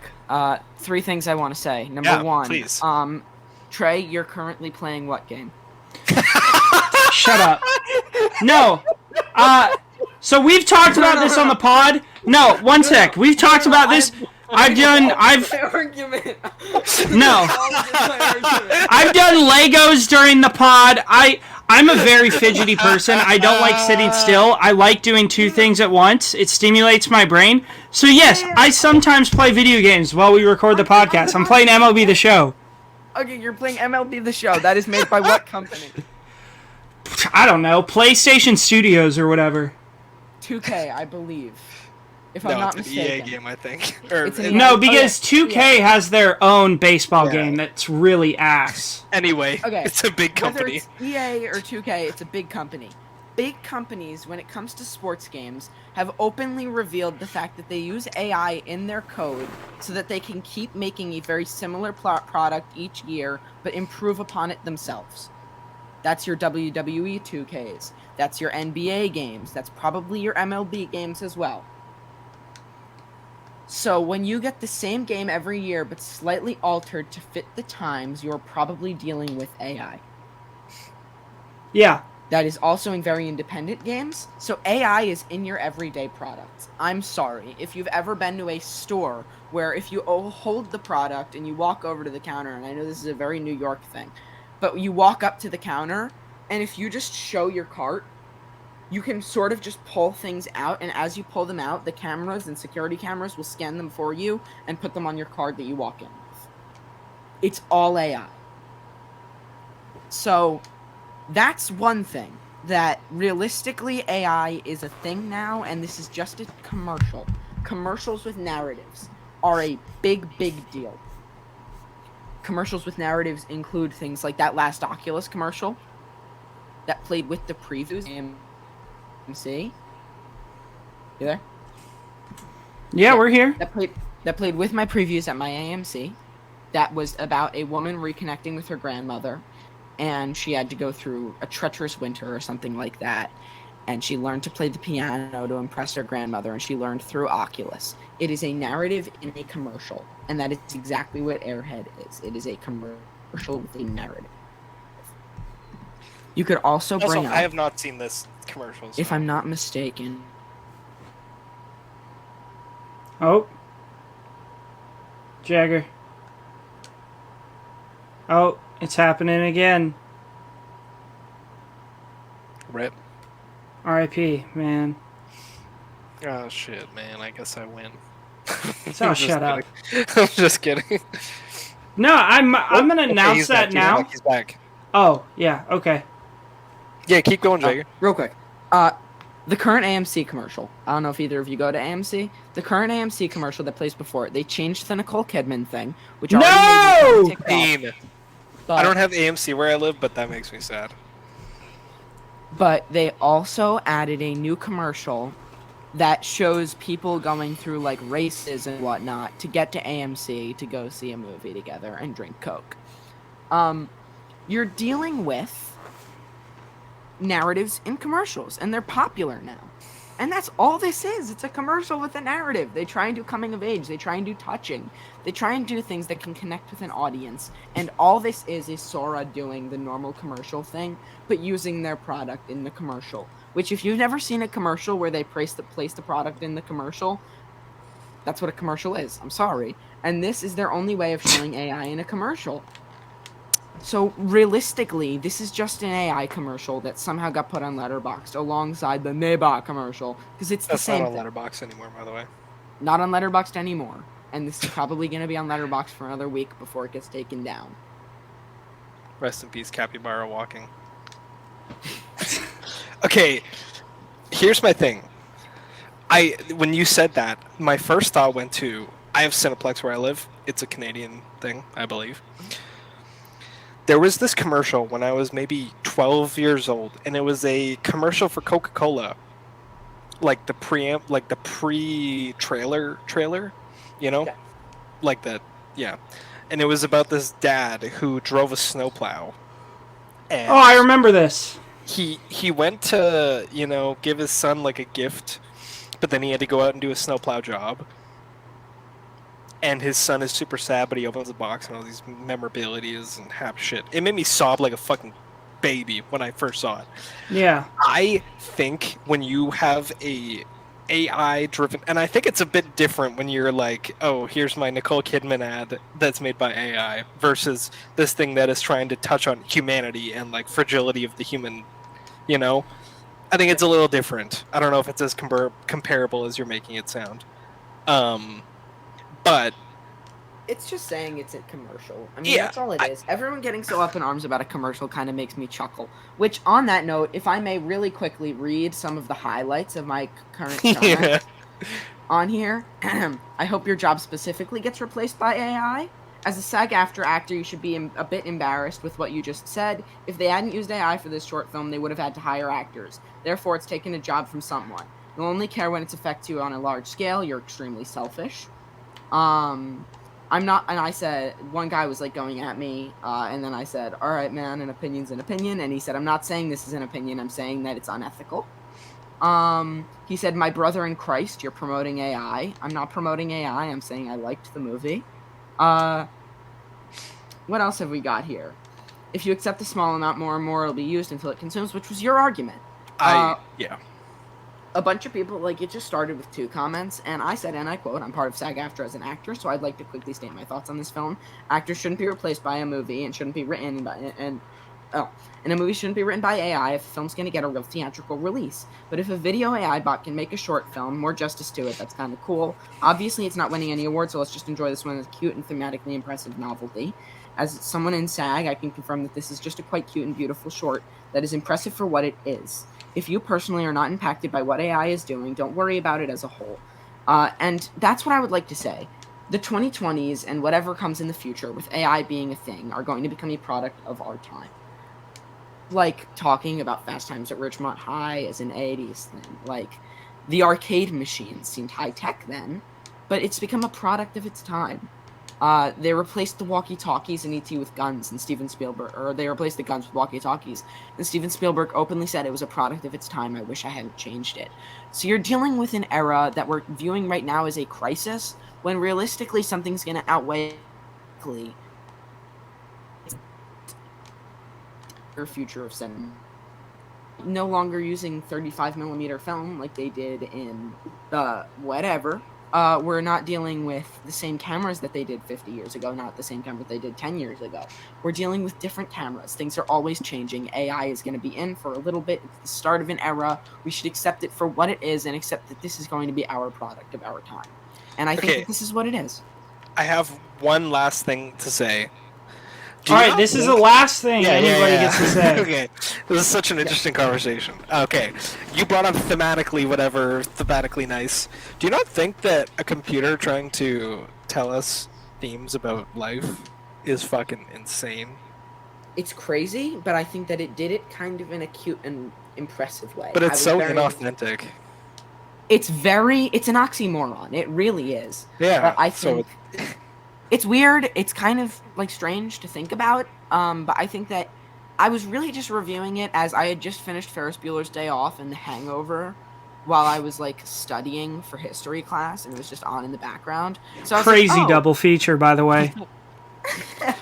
So I said, let me just watch this thing everyone's hating on because I'm probably gonna like it, assuming that I did, because everyone hated on that short film Tunnel, and I loved it. Oh my god. It's bad! I gave Tunnel 4.5 stars too, and I thought everyone was so up in arms about that. Let me just watch this and see what it is. And I watched it, and right off the bat, I was like, wow, I thought that was really, really cute. I thought that was impressive for an AI short film. And then I found out it was a commercial for Sora AI, and I genuinely laughed about how mad everyone was. And then I was in school today, and when I got out of school, I had like 15 comments on my review basically calling me a dirtbag for liking it. And I think that just says something about the current state of film. That people are able to say your opinion sucks. And I think that there are people that have superseded film broism, like I believe you kind of did, both of you, by saying, if you think that, then you think that. And you said, yeah, I disagree, and you should. That's what a debate is. So I think that... Wait, are you saying we're part of the problem? I don't know what supersedes means. Supersedes mean goes above. You've gone above stereotypical film broism. Do you not think that... Okay, sure, it did it well. Wait, so you're calling us, like, film bros? No, I'm saying that you're better than film bros. Okay. Let's go, Trey! Play Monsters Inc. in like 10 minutes. That you've gone beyond the film bros that are commenting on my thing, calling me a dirtbag, because film is so based on opinions that it's not even funny. Look at The Room. Some people think it's the funniest film ever made. Shit, Some people hate it. Like, Trey, you despise The Room, correct? I do. I don't enjoy my time. He'll learn. Oh, hey, Mark. Jagger. Dude, Jagger, they're doing on Sunday a 20th anniversary Room screening, and Greg Sestero's going to be there. I went at a drive-thru and I met him, and he's the nicest guy Hell ever. Yeah, I've met him before too. On all of his DVDs. Yeah. Yeah. Dude, I need him to play Big Shark. Oh my god. I need to see it. Anyway, that was a good conversation. I thank you guys for having me on so much. I thank you for listening to what I had to say instead of... I want to have you back for Late Night with the Devil. Oh, I have to come back on for Late Night with the Devil. like Yeah. 2 weeks. I think it's April 10th or 11th when it comes out. Yeah. So yeah, that was our discussion of AI uses in film today. It's a good chat. I think it was productive. I enjoyed it as a moderator because that is how discussions and debates when people who differ opinions should go. There's no insulting of each other or anything outside of the discussion. It is a valid back and forth between two people's opinions, and they, at the end of the day, I know Evan and Jagger both respect each other, and respect each other's opinions. I didn't And expect this because I logged this movie without watching it because it makes me mad, and I wrote in my review, "Go fuck yourself," and then I watched it, and I still hated it on principle. So yeah.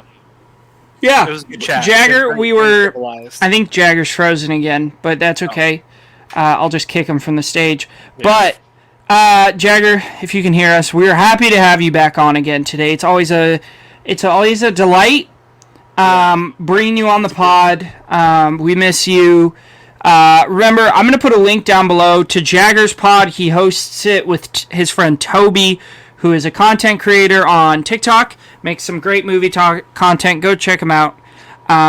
But they have a podcast called The Fourth Wall Film Talk. Yeah, there goes Jagger. So I'm going to put a link to that down below.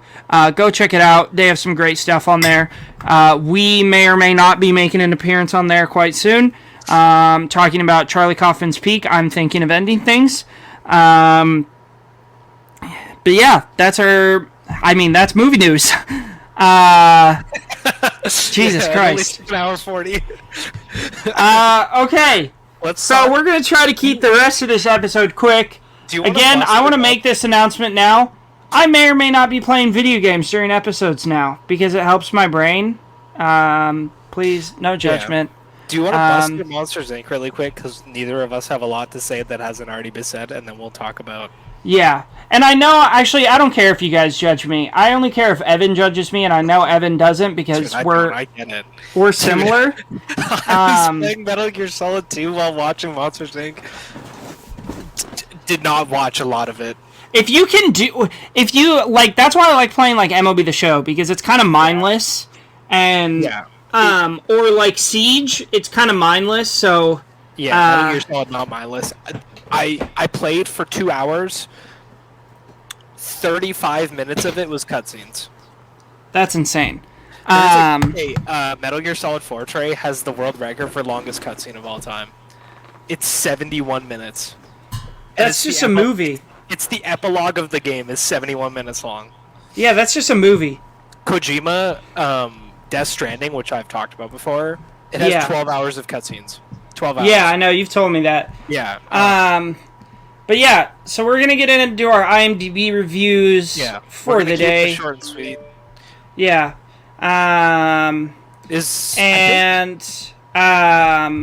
So I think this is like 203. We're getting I think close. it's higher than Marion Max. It's one higher, yeah. Yeah. Let me find my list here. Average film enjoyer. So this is number 202. Marion Max is number 203, but we're going to discuss Monsters, Inc. first because there's a lot more to talk about with Marion Max. And by the way, we're going to start our lists next episode. Didn't realize how long that discussion was going to be. We don't want to keep you guys for too long. We can do our animated lists really quick at the start of the next episode, too, because sure. But yeah, we are going to talk about Monsters, Inc. first. So this is a classic. I'm not going to do the synopsis because everybody knows Monsters, Inc. I believe this has a 8.1 on IMDb. We're not to the 8.2s yet. 4.1 overall in Letterboxd. I have it at a 4.5. Evan has it at a 5. Yeah. Pete Docter directed it. You got John Goodman, Billy Crystal, Mary Gibbs, Steve Buscemi, James Coburn, Jennifer Tilly. Just a great cast here. Frank Oz is in it. And no, that's not Dr. Oz because I thought it was, and then I was like, nope, this isn't the same person. Dude, you know what's so crazy? Anytime I hear Jennifer Tilly's voice, and she has a very iconic voice. Yeah. Do you know what I think of? Liar, liar. I think of Susie from Family Guy, Joe's wife. Oh, does she voice Susie? Yeah. Oh, I think of her in Liar Liar. Dude, there's this line in Family Guy where she's just like, they're talking to Susan. It's like, wow, you're really important in this episode. And she goes, yeah, I need these voice actor checks to keep my gambling addiction going. That's really funny. Yeah, it's a classic. Like, we can't add anything to the discussion because everyone knows this is a classic. If you have seen this movie, you know it's fucking hilarious. It's heartfelt. It's beautiful to look at. This is an old movie, and visually it's great. It's just a joyful time. The pacing is insane. Like, runtime's 92 minutes, I think. Very quick. Randy Newman cooking. Holy smokes. It's just a like Mike Wazowski, one of my favorite characters of all time. Billy Crystal is just crazy in this. Oh my god, when he sprays the fucking whatever it is, the cologne in his eye. Oh my god, it's so good. Like, yeah, this movie is hysterical. I want to talk about Monsters University at some point because I've only seen it once and I remember really liking it. Also, it's Pete. Dude, I had a crazy conversation with my girlfriend last night when we were watching this. Yeah. She goes, man, I love this movie. I'm excited to watch Monsters University. I've never seen it. I was like, yeah, I love Monsters Inc. 1 and 2. I swear there was the Monsters Inc. 2, dude. Yeah. I could have sworn there was one. Google, she's like, I'm Googling Monsters Inc. 2, and it just pulls up Monsters University. Crazy. I'm dumb. I was dumbfounded at that. Yeah. Yeah, it's just a fun time. It's a classic, you know. Yeah. Two things that I wanted to bring up. Yeah. So, and I'm kind of stealing these. I was listening, and I had never really realized it before. Like when Cash brought it up on the Film Scoop. I can't remember what episode. That was last week's episode? I think so, yeah. Shout out Film Scoop. Check out our Nice Guys episode. It dropped yesterday. But he brought up the point that there are two very big emotional moments in this movie in the last, like, half hour that they almost instantly, like, go back on. Yeah. And he talked about how it was a problem for me, or for him. But I like went into it like thinking about that too. Like, oh, I've never noticed that. I'm gonna look out for that this time. I still didn't have a problem with it. I feel like they do it. I mean, I kind of have a problem with the boo. The ending. Yeah. Yeah, I don't love that, especially after he mentioned it. I wish they would have, and I missed it. I wished that they would have like ended with Sully saying goodbye. I feel like that would have hit harder emotionally and would have been a better ending. But I also think that the whole thing with Mike and Sully with the abominable snowman and how Sully goes off on his own and then Mike just shows up. I don't hate that. I think that's fine, you know. And I think to expect more than that from a Disney film is to expect a lot. So, like, I understand why they did both. Because obviously it's a Disney film, you want a happy ending, and you want to keep these... I mean, the main, like, source, or, like, the main, like, crowd you're shooting for is children. And so you want to keep these, you want to keep them, like, simple. You don't want to do, like, these deep dives on character development. You don't want to do all that stuff. So, obviously, you're going to get these decisions that feel a little rushed. But again, I only have a problem with the ending. I don't have a problem with, like, Sully and Mike's reconciliation at all.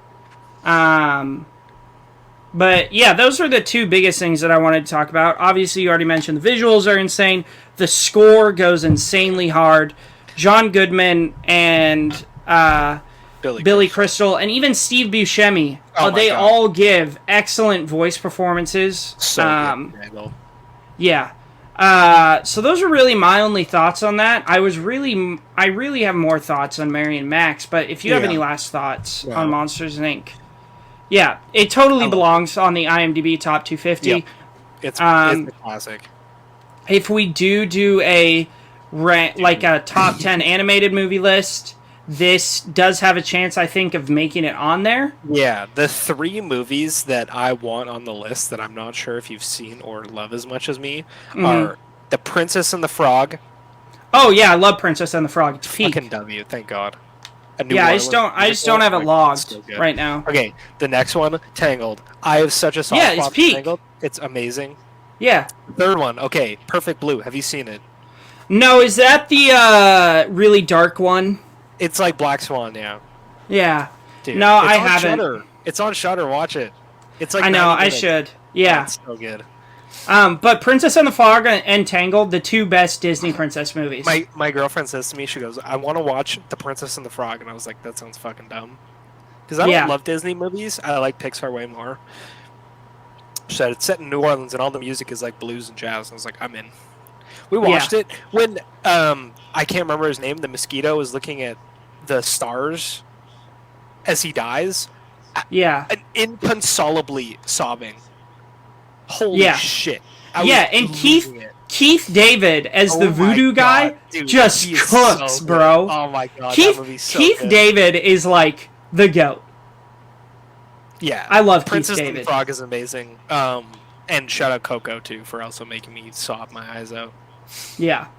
Let's talk about Mary and Max. You have this at a 5, and I have it at a 4.5. Why don't you kick Do you want me to? Yeah. Kick it So, off. I try to for films I've never seen. I try to go in with no expectations, and just form my own opinion. A good buddy of ours, Adonis, has this movie rated very highly. He's been gassing it for a long time. Yeah, this is one of his favorite animated films. So, I did go into this with a, hopeful viewpoint. I was hoping it would be good. I talked about it in the TikTok I posted about it last night. I have not always been is this stop motion or is this claymation? Okay. I have not always been the biggest fan of claymation or stop motion. It's just, I've never felt like it was totally for me. I do have a few that I really enjoy, but it's just not for me, you know? Yeah. So, going into it, I already had that against it. I will say this as my opening thoughts, and it's what I said in my Letterboxd review. Somehow, I have no idea, but somehow this film is able to cover the entire range of human emotion. Yep. Plus stuff like mental illness and death of loved ones and the confusion of what we experience, as it covers the entire range of the human condition within 90 minutes, and you're thinking to yourself, Trey, there's no way that's possible. And if that is possible, then it's going to feel very rushed, and everything is going to feel very surface level. But no, that is absolutely not true. Yeah. Everything here feels very deep. It feels very intimate. This movie is fucking hilarious for the first 45 minutes. It is so funny. It's hilarious through the entire time. Oh my god, it's so funny. It's so good. But it covers everything with tact, with deep, everything feels very intentional. Nothing feels like it was rushed over. And it's just such a beautiful film. I feel like a better person after watching it. It's an emotional experience. I mean, the ending of this had me straight sobbing. Yeah. It deals with the idea of finding friends in unlikely places. Even over great distances, kind of like me and Evan. Yeah. I don't want to do full-blown spoilers because I know that this is not a movie that a lot of people have seen. Yeah. There's a couple scenes I want to talk about, but yeah, for sure. The ending. Yeah. And you know I'm trying chocolate hot dogs after this movie. Oh my god. Chocolate cigarettes, chocolate hot dogs, give them to me. Yeah. But yeah, this movie is masterful in the way it deals with emotion and all that stuff. You really create these deep, meaningful connections with these characters. Even the side characters you create deep connections with. Like the agoraphobe guy who lives across the street. Like when he spoilers, when he exits his house for the first time and brings Mary her mail, you're just like, hell yeah, man. What an accomplishment. Good for you. And then he goes back outside and almost gets run over by a car. But yeah, I mean, this film's excellent. You want to give your opening thoughts? Insanely stacked cast. If I didn't know that Philip Seymour Hoffman voiced Max, I would have never guessed, because it doesn't sound like him. He's phenomenal in this movie. Absolutely phenomenal in this. And so is Toni Collette. Yeah. This movie is hysterical. It's heartbreaking. It is full of emotion. It's beautiful to look at and whimsical. Yeah. And it's just like, it's so inherently human. Like the idea that Mary is lonely, so she grabs the phone book and she's like, yeah, this is the person. And okay, spoilers for the next 2 or 3 minutes. Fast forward if you don't want to hear. Yeah. When Max gets the letter about the book and is so overwhelmed and just losing it because he's so scared of like being openly mentally ill, and he ships her the M key. Oh my god, my heart fucking broke. My heart sank. I was so sad. Oh, I didn't realize that was the M key. Yeah, it was the M key. Oh, that makes so much more sense. Oh my god, my heart sank. And then you see Mary shredding all the books because she's so excited. She's like, yeah, like this is all about raising awareness. And Max is just like, this is an us thing. Like, this is an intimate relationship and it's just for you and me. It's heartbreaking, that scene. And on the flip side, when Max drops the air conditioner on that dude, I was laughing so hard. So unexpected. Oh my god. Yeah. Max, it's like nothing's really been going on except I faced charges for manslaughter and I won the lottery. Dude, when he won the lottery, I was like fist pumping. Oh my god. Yeah. Yeah, and it's a beautifully told story. Did you I got to ask you, because I know you don't cry as often at movies as you used to. Yeah. Did you cry during this, or did it get teary at all? I cried. I got teary during the M key scene, and I cried at the end. Yeah. This is such an emotional film, and I was saying to my girlfriend, I was like, oh, next Tuesday, because I always tell her about our IMDb movies. Because Paul Thomas Anderson, she's not as interested in, but like sometimes the IMDb shit is like, oh yeah, let's watch it. I was like, yeah, I got this stop motion movie about this old guy who becomes pen pals with this young girl who's kind of an outcast. She's like, oh, and I was like, I've heard it's horrifically depressing, and she goes, oh, yeah. So I just watched, but yeah, like. This movie is so human and so full of organic emotion that you can't help but get at least teary-eyed. Yeah. It is so packed with organic and real feeling emotion, because there's a difference between like forced emotion when like, oh, you kill off a main character or whatever, like cry jerking stuff. This is not that. This is and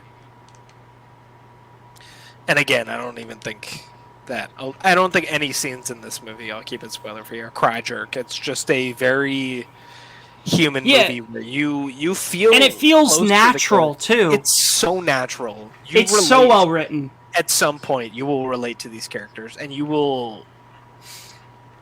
It almost reminded me of It's Such a Beautiful Day. I don't know if you've seen it yet.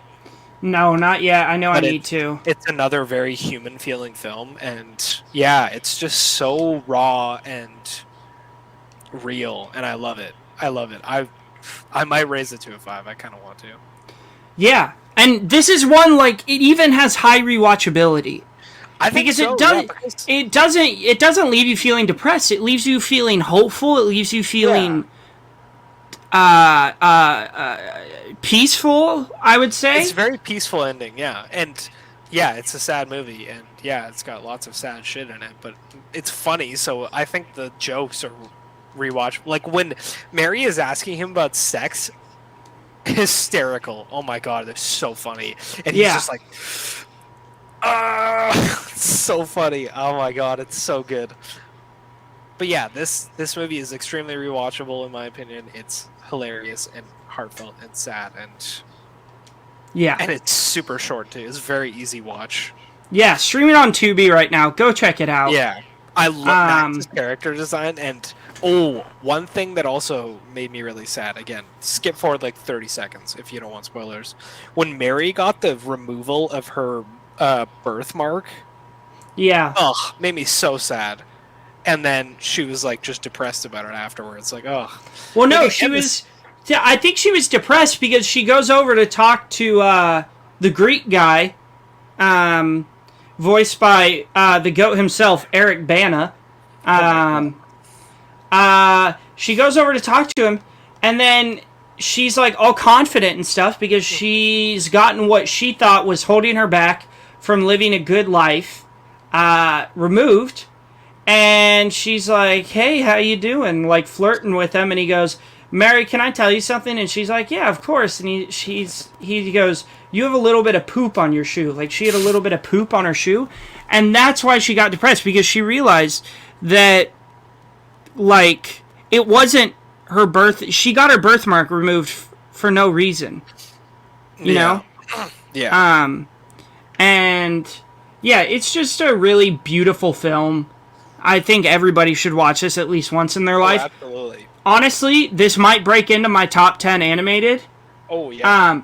It's great. And I also think that it belongs higher on the IMDb. Same. 250. I don't know about you. Oh, yeah, absolutely. I agree. I believe, I wouldn't be angry if this is in, like, top 75. Yeah, I've been wanting to watch it for so long, because Adonis was like, yeah, you gotta watch this, man. Because he went on a streak, and it was monumental.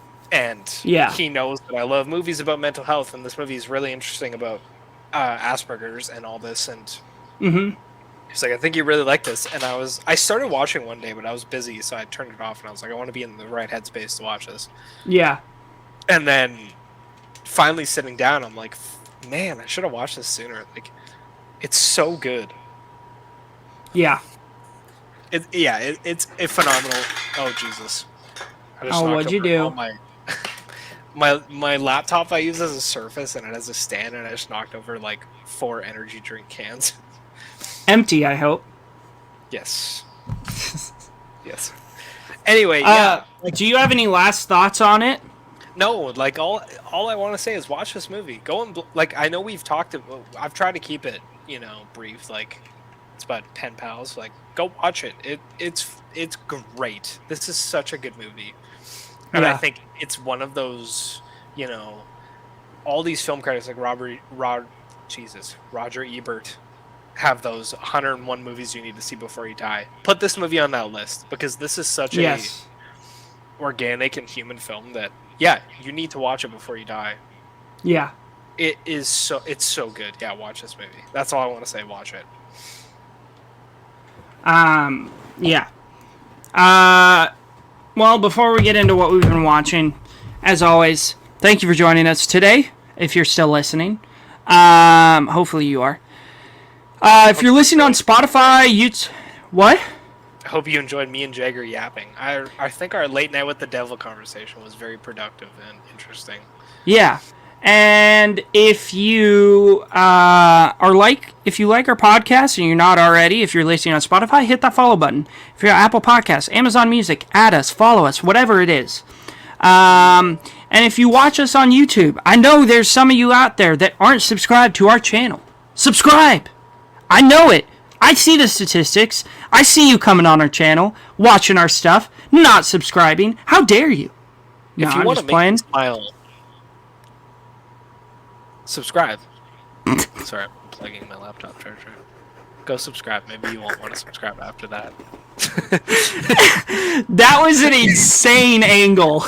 Just yeah, dude. I'm leading. If you want to make me smile, subscribe. But yeah, subscribe. Comment down below your thoughts on this whole AI situation. We'd love to hear from you guys, your opinions, whether you agree with Evan or Jagger. If you've seen Mary Max, please let us know if you like it. I hope you like it as much as we do. Yeah.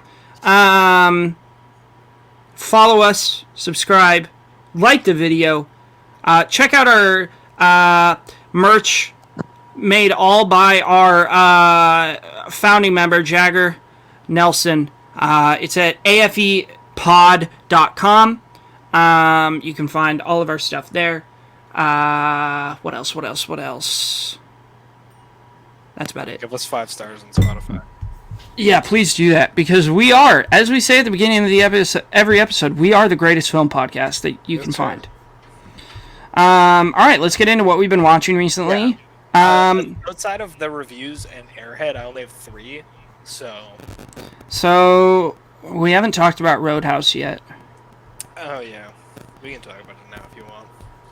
Okay, outside of like Nice Guys and Game Night and Marion Max, I have 4, 5, 6, 7, 8. And you said you have 3? Yeah. All right, I'll do 2 and you do 1. Yeah. But let's do Roadhouse first. Sure. Roadhouse. We got the 2024 remake of Roadhouse starring Jake Gyllenhaal and Conor McGregor. This has been in the works for a while. Like, I remember seeing those first pics of Jake Gyllenhaal like in the UFC ring.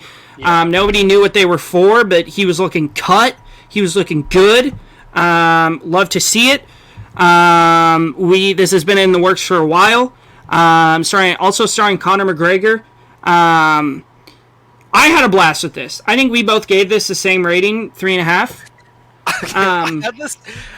I watched this with the Real Talk boys, and I was juiced, and then I watched another 2024 release, and I was like, okay, I need to lower this. I give this 4.5 on my first watch. That's insane. It is so much fun. You know me, I live for shitty action. I love it. Yeah. This movie is so ridiculous and full of guys being dudes, which is what we're all about. Yeah. Yeah, this is just it's like Top Gun. It's just a guys being dudes movie. Yeah, Jake Gyllenhaal is really funny and charming in this. The scene at the beginning when he goes, "Is there a hospital near here?" Before he smokes these like 4 dudes, hysterical. Conor McGregor's entrance, buck naked, hysterical. The fight scenes, awesome. Post Malone's weird CGI fight scene, very odd. Mm-hmm. But shout out Post Malone. Yeah, what the hell was that about? I was like, what? Post Malone? Yeah, dude. There was some needle drops in this movie that were crazy. There's a Metallica needle drop that's like oh my god, it's crazy. I had so much fun with this movie. It's 2 hours long. I thought the pacing was pretty decent. It went by quick for me. I would watch it again. I still haven't seen the original. I'm kind of sad that Jake didn't rip anyone's throat out because I know that that's a big thing. I know that Patrick Swayze ripped someone's throat out in the original. Mm-hmm. This movie is so much fun. Turn your brain off. I wish I could have seen this in the theaters with a big ass bowl of popcorn. Like, just shut the brain off. Listen to the loud fight scenes. The fight at the end is so well done. I thought it was great. It was long. It was a very long fight, which I love. Like, I don't want a quick fight. Yeah. This is just an awesome movie. And I have a question for you. So this will be the last thing before I shout out another movie I watched. So I know a lot of people. One of the people's biggest problems with this film was the way the action was shot and how it felt like the action scenes, like the actual actions of the characters, felt like really fast and kind of weird. What did you think of it? Because I really enjoyed it. I thought it was really fun and made the movie that much more fun. A bunch of the people in the Real Talk Discord were like, all these fight scenes look like CGI. I had a blast with them. Yeah. The first time he slaps the guy, he's like, "Oh, I just slapped you. Are you okay?" And then he starts like bobbing and weaving. I'm just like, "Oh, give it to me." Drake had such good charisma in this movie. I mean, he does in every movie. The last like 20-30 minutes of this movie are just so much fun. I thought the fight scenes were a blast to watch. I had so much fun. This is not a movie where I'm reviewing it on a like critical basis. This is how much fun did I have with it. I had a lot of fun. So it's getting a good score. And I'm kind of shocked that like people, even like Seth, who is pretty critical of film, shout out Seth, he gave this a 3-star. That's crazy. I thought he would give it like a 1. This is just a fun movie. It's just guys being dudes. Like, yeah. If you don't mind me asking, what fidget are you playing with right now? Dude, I'm currently wrapping up stuff from my computer because I need to do that, and I was wrapping. Oh, makes sense. Yeah, no, this movie is just fun. Go in with the right expectations, and you will have a good time. I promise you. Exactly. You will have a good time. This is all about knowing what you're getting into, and if you know, it's gonna be a good time. And this movie is very self-aware too. Like, it knew that it wanted to like replicate that cheesy '80s action movie vibe, and it does exactly that. Yeah. Again, both of us haven't seen the original, so we can't really speak to that recreation. But like Tyler, I was listening to the Real Talk podcast at work today, and Tyler was like, "They're the same movie. Like, they're different in story, but like they're the same vibes. The original people have nostalgia for, but it's a cheesy ass movie that's not very good." Mm-hmm. Yeah, I'd say it's pretty good. Just go in with the right expectations, and you will have a blast with this movie. Yeah. All right, I'm gonna do my next one, and then you can do your first one. Or I have 8, so I'm gonna do 3, and you do 1. How's that sound? Yeah. All right. So after I stayed up late watching Roadhouse, woke up the next morning. I continued my watch through of the Friday the 13th trilogy, or not trilogy. Wish it was a trilogy. Franchise. 11 movies. I watched Friday the 13th 6, Jason Lives. This is Evan's favorite, I believe. I gave this a 4-star as well. I think that this one was really solid. Like, this wasn't like it's so bad it's good type of good. It was just like a good movie. It's a fun slasher. And there is some, like, 5 is the one we watched, right? Yes, the shitty one. Very, very stinky. Very, very stinky. You're coming off a low, and you get a super fun movie. Like, that's all you can ask for. Yeah. So I followed that up. Well, obviously, watch Game Night and The Nice Guys. Me and Evan did together. Go check out our episode that we put up yesterday. We reviewed both of those with Cash and Carl from the Film Scoop. Yeah, you want to talk about guys being dudes? Go watch that. Get a face. And then the next one I watched, Friday the 13th 7, The New Blood. This is about the one. This is the one with the girl with telekinesis. Yikes! I think this is my lowest rated one. Yeah, that was awful. That was really, really bad. Holy cow! I think I don't know. There was some kind of cool kills, but that's pretty much it. All right, that's it for me. Why don't you give me your next one? Oh no, okay. Yeah, my next one was. Sorry. Pulling up his diary. My next one was Phantom of the Paradise, directed by Brian De Palma. This is a rock opera from 1974. This movie is batshit crazy. It is so much fun and ridiculous and over the top, and the villain looks like a child. It's very, very odd.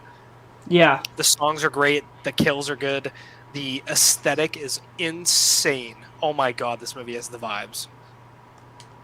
Watch this movie, please. It is so freaking fun.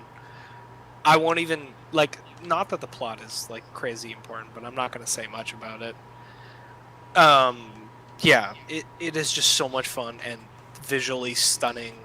The vibes are off the charts. The kills are great. It's awesome. Go watch it. It's great. Cool. All right. My next 3 continued the Friday the 13th watch through. Actually, the next 3 are all Friday the 13th movies. I watched Friday the 13th Part 8, Jason Takes Manhattan. Wasn't my favorite, but I still enjoyed it. I wish we had gotten more time in Manhattan, but there's some sick kills, solid story. Enjoyed this one. Gave it 3 stars. Followed that up with Friday the 13th Part 9. Really? No, that was part. My review for Jason Takes Manhattan. This is my 5th in my rankings. 3 stars. My review says this is what Scream 6 wishes it was. I don't know what I meant by that. But yeah, that movie is ridiculous. It is so ridiculous. Yeah. So I followed that up with Friday the 13th 9, Jason Goes to Hell, the final Friday. Except it wasn't the final Friday. This is one where Jason just goes around and starts possessing people. I think it had some cool moments, but overall it was pretty bad. I think that's my lowest rated, yeah. And then I followed that up with what might be my favorite Friday the 13th movie. Jason X. Friday the 13th 10. I'm just going to read this synopsis. In the year 2455, Old Earth is now a contaminated planet abandoned for centuries. A brown world of violent storms, toxic land masses, and poisonous seas. Yet humans have returned to the deadly place that they once fled, not to live, but to research the ancient, rusting artifacts of the long-gone civilizations. But it's not the harmful environment that could prove fatal to the intrepid young explorers who have just landed on Old Earth. For them, it's Friday the 13th. And Jason lives! Exclamation point. This movie is a blast. It's so awful, but I just had so much fun with it. It's goofy, it's silly.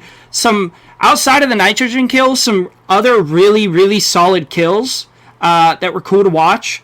But yeah, that nitrogen kill, that's like an automatic star and a half. I mean, that shit's insane. Yeah, go watch this one. You don't need to see any of the other ones. This one is just like insane. Like crazy movie. The bottom of our Friday the 13th are very different. Oh, really? Yeah. Oh, yeah, because you have this one at a star and a half. And David Cronenberg is in it. Yes, the famed body horror director really? David Cronenberg is in this film. And then I followed that up. Well, I watched Mary and Max and Monsters, Inc. last night. I was like, I'm going to do it. I'm going to grind. I'm going to finish it. I watched the ultimate conclusion of this franchise, Freddy vs. Jason. Insane movie. Oh my gosh. Anywhere, like, everything in this movie is insane. From Freddy making subtly racist jokes about black people. Not even subtly, extremely out there. To the awesome kills, like a guy getting folded up in a fold-up mattress. To a heavy metal score put into scenes where it doesn't belong. Yeah. This movie is just insane. It's a blast. You haven't seen the Nightmare on Elm Street movies, except for the first one. Those Freddy one-liners are a staple of the series. Yeah. No, I know that. In all of them. And that's why Freddy Krueger is my favorite slasher character. Yeah. This movie is so much fun. I watched this with a fat squad, and it was like, we had a split team of who we wanted to win, and oh my god. I think if we ever have a group, we should rewatch this, because I think this movie greatly raises on like just watching with the boys. Yeah. But yeah, it is just a ton of fun. It is awesome. Yeah, and I think this movie just goes to show how much of a fucking... Sorry, Mom. How much of a fucking unit Jason Voorhees is. God. My man! Easily the most powerful out of horror antagonists. Yeah, it's so crazy, because Michael Myers gets decapitated, Freddy Krueger is already dead, but Jason is a unit. It's crazy. Well, Michael Myers doesn't get decapitated. That was some other guy that Laurie killed, and then she's like, ah! He gets gunned down by a mob in 4 or 5. And then gets up to kill them again. Yeah, Jason is a freaking unit. It's insane. Yeah. He will spend years drowned underwater, and once someone shows up at Camp Crystal Lake, he's like, ready to go! And he is... He is massive, too. Jason Voorhees is just, like, my boy doesn't go for tone at the gym. He's just going for muscle mass. Yep. What a beast. And, even Uber Jason in Friday the 13th 10, like all decked out with all the space stuff. Oh yeah, just like a unit. dude. You have to watch the kill counts for some of these movies because I don't know if you've seen kill count before, but yeah, no, I've seen some of their stuff. Do so much behind the scenes stuff, and it's super fun to watch. I need to check them out. Their kill counts for Saw are my favorite because they have the behind the scenes for how all of the traps that were done practically are done. It's so fun. Yeah. But yeah, finish the Friday the 13th franchise. We talked about it before we recorded. I've seen a lot of horror franchises. I still have a lot I need to see, like Psycho. I need to see Nightmare. I need to watch through all the Hellraiser movies. You don't need to. I think there's... Will. Yeah. The Pooniverse will one day be on my ranked list. But I think we were talking about it. I think this ranks number 4 for me. And it is above Hell House. It is above Paranormal Activity. It is above Children of the Corn, of course. That's always going to be at the bottom. And surprisingly, it's above Halloween. That kind of surprised me a bit. It's very close, but I think my ratings on average are higher for these films than they are with Halloween. That makes me very happy. Which is weird, too, because you would expect the more movies, the worse they get. But, because, like, Halloween has, I think, like, 7 or 8, and this has 11. Yeah. But the ratings are just higher. Halloween just has, like, multiple really shitty movies, and this has multiple... They're fun movies. Exactly. Halloween, and it's not even... People talk about, like, the first 2... Friday the 13th movies as like masterpieces of horror. I think they're pretty mid. I think they're mid. You get some like later in the franchise that are awesome. Yeah. So I had a blast with those. What? You don't like 3 as much as I do. I don't think I do, no. I think these movies get better as they go on, and then there's a drop at like Jason Goes to Hell and whatever the supernatural one is, and then it goes back. That's Jason Goes to Hell. What is the other one I hate? I don't know. The New Beginning. Yeah, that's like number 5. Shit movie. Anyway, yeah, fun franchise. The score is consistently hard as hell for all. Yeah, of them. It's like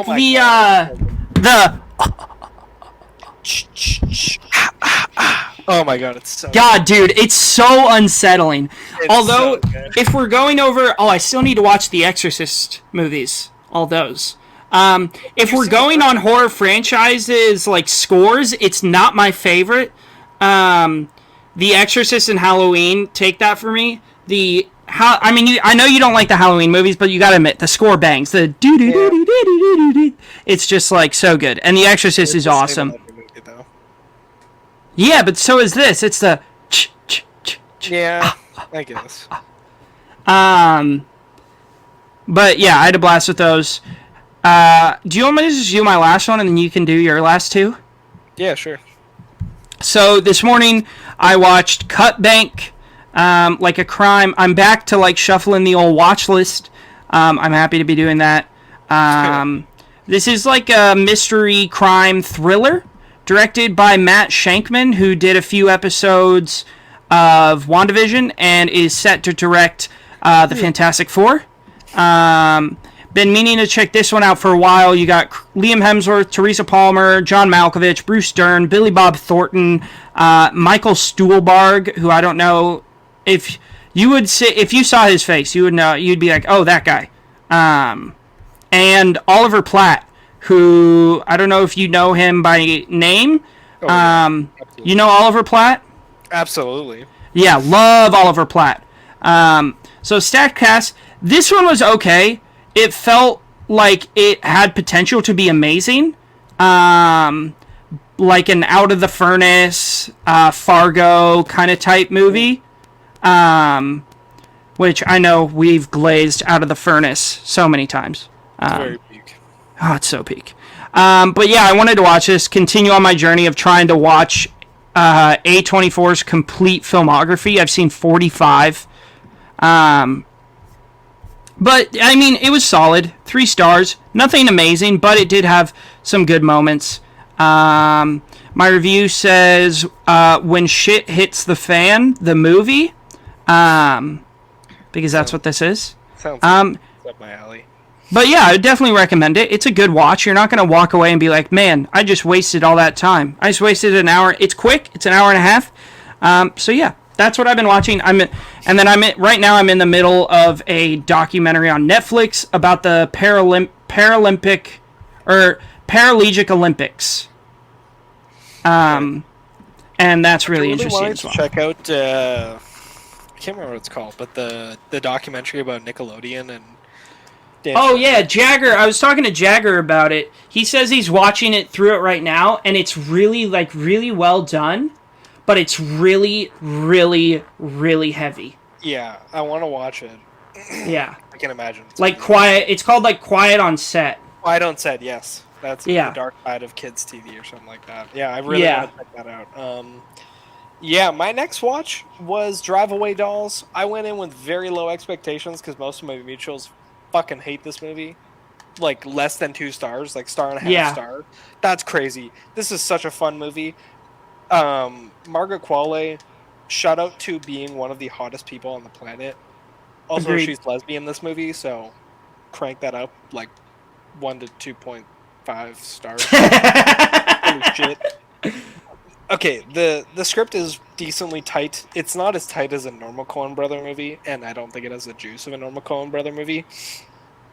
It's fun. Like, it is a fun crime drama, like comedy. The performances are funny. It's very silly. Yeah. I gave this a 3.5. I don't think it's anywhere near as bad as people are saying it is. I'd be curious to see what you think. I think it's worth a watch. I thought it was really fun. Performances are good. Coleman Domingo is great in this. Coleman Domingo's in it? Yeah. Hell yeah, dude. Yeah. It's really great. I thoroughly enjoyed it, and I would recommend watching it. I don't think it's as bad as everyone says. And then a couple days ago with the Real Talk Boys, we watched Stop Motion. Yeah. And my God, this is a phenomenal indie original horror film. It is creepy as shit. The first act is very intriguing, and then it evolves into just like chaos and insane stop motion horror. It is so disturbing to look at. The third act is phenomenal. This is so good. I want to watch it again. Is it scary? It's not. I mean, it's disturbing scary. You know, it's not jump scares. Mm-hmm. It's very so like creepy. kind of like a Hereditary scary. Yeah, it's not as scary as that. It's very creepy and disturbing. It's not as gory as those movies, but it's very unsettling. Very, very unsettling. Cool. And yeah, I'll have to check that out.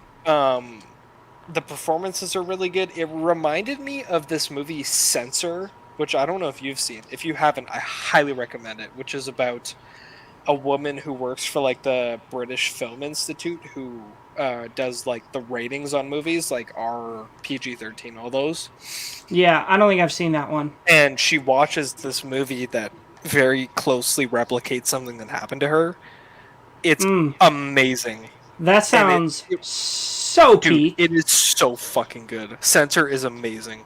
Yeah. Censor is like a 4.5 for me. But yeah, this movie is awesome. It's like 95 minutes, not even. I think. Yeah. It's super creepy and unsettling and disturbing, and the stop motion effects are phenomenal.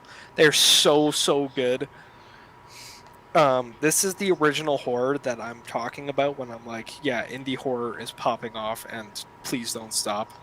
Go watch Stop Motion. It's out to rent, and it's playing at some theaters. It's playing in my indie theater. I just rented it, but yeah, watch this movie. It's freaking awesome. Yeah. All right. Well, that's our pod today. I already said all the like, subscribe stuff. Yeah. Episodes that you can be looking out for. That is a heater. Friday, we got There Will Be Blood and The Master. Both first watches for me. I'm very much looking forward to it.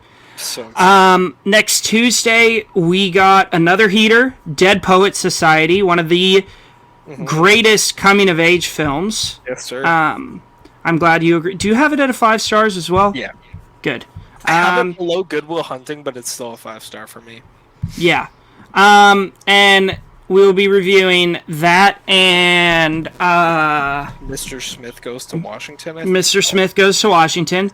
And then the Friday after that, I believe, is... Inherent Vice and Phantom Thread? Yeah, Inherent Vice and Phantom Thread. And then the Tuesday after that, we got one of Max's... Nope. That's the movie. We got one of Evan's favorite action movies, Mad Max Fury Road, and Sherlock Jr. Dude, you're finally going to gaze it. Oh, I'm so excited. Oh, man, we got The Deer Hunter coming up in a couple weeks. I am not excited to rewatch that. I've seen it once, and I do not want to watch it again. Dude, it's peak. It is so good. De Niro's best role. It is long as shit, and it is so heartbreaking. Yeah, that final scene is just awful to I'm not watch. excited to watch that again. But I'm very excited to talk about and we it. get to talk about Licorice Pizza, which I'm very excited to talk about. Yeah, and then that one will be coming up soon. And in the next few weeks, we will have a podcast episode with my mother, reviewing one of the greatest, lost in life movies, Secret Life of Walter Mitty. Oh, peak. Peak cinema. Erection! Erection? No, eruption! That scene is so good. And Adam Scott is peak in that movie. One of the worst words I've ever seen in my entire life. It's awful. Punch him in the face. It's awful. Yeah. Yeah, and I think that was the point. Oh, absolutely. And we'll be on the Fourth Wall Film Talk. Yeah, most likely. We don't know when yet. We're still going to try to set a date. Yeah. But yeah, that will be happening at some point. Go check out The Scoop with the episode with the Scoop Boys. Yeah. It was super fun. Guys being dudes. We talked about Nice Guys and Game Night and then a bunch of other random shit. Yeah. Sorry, I had to stretch. Link down below for Fourth Wall Film Talk. Go check out Jagger's pod. It's good stuff. Yeah. Thanks for joining us today, and we will see you on Friday for There Will Be Blood and The Master.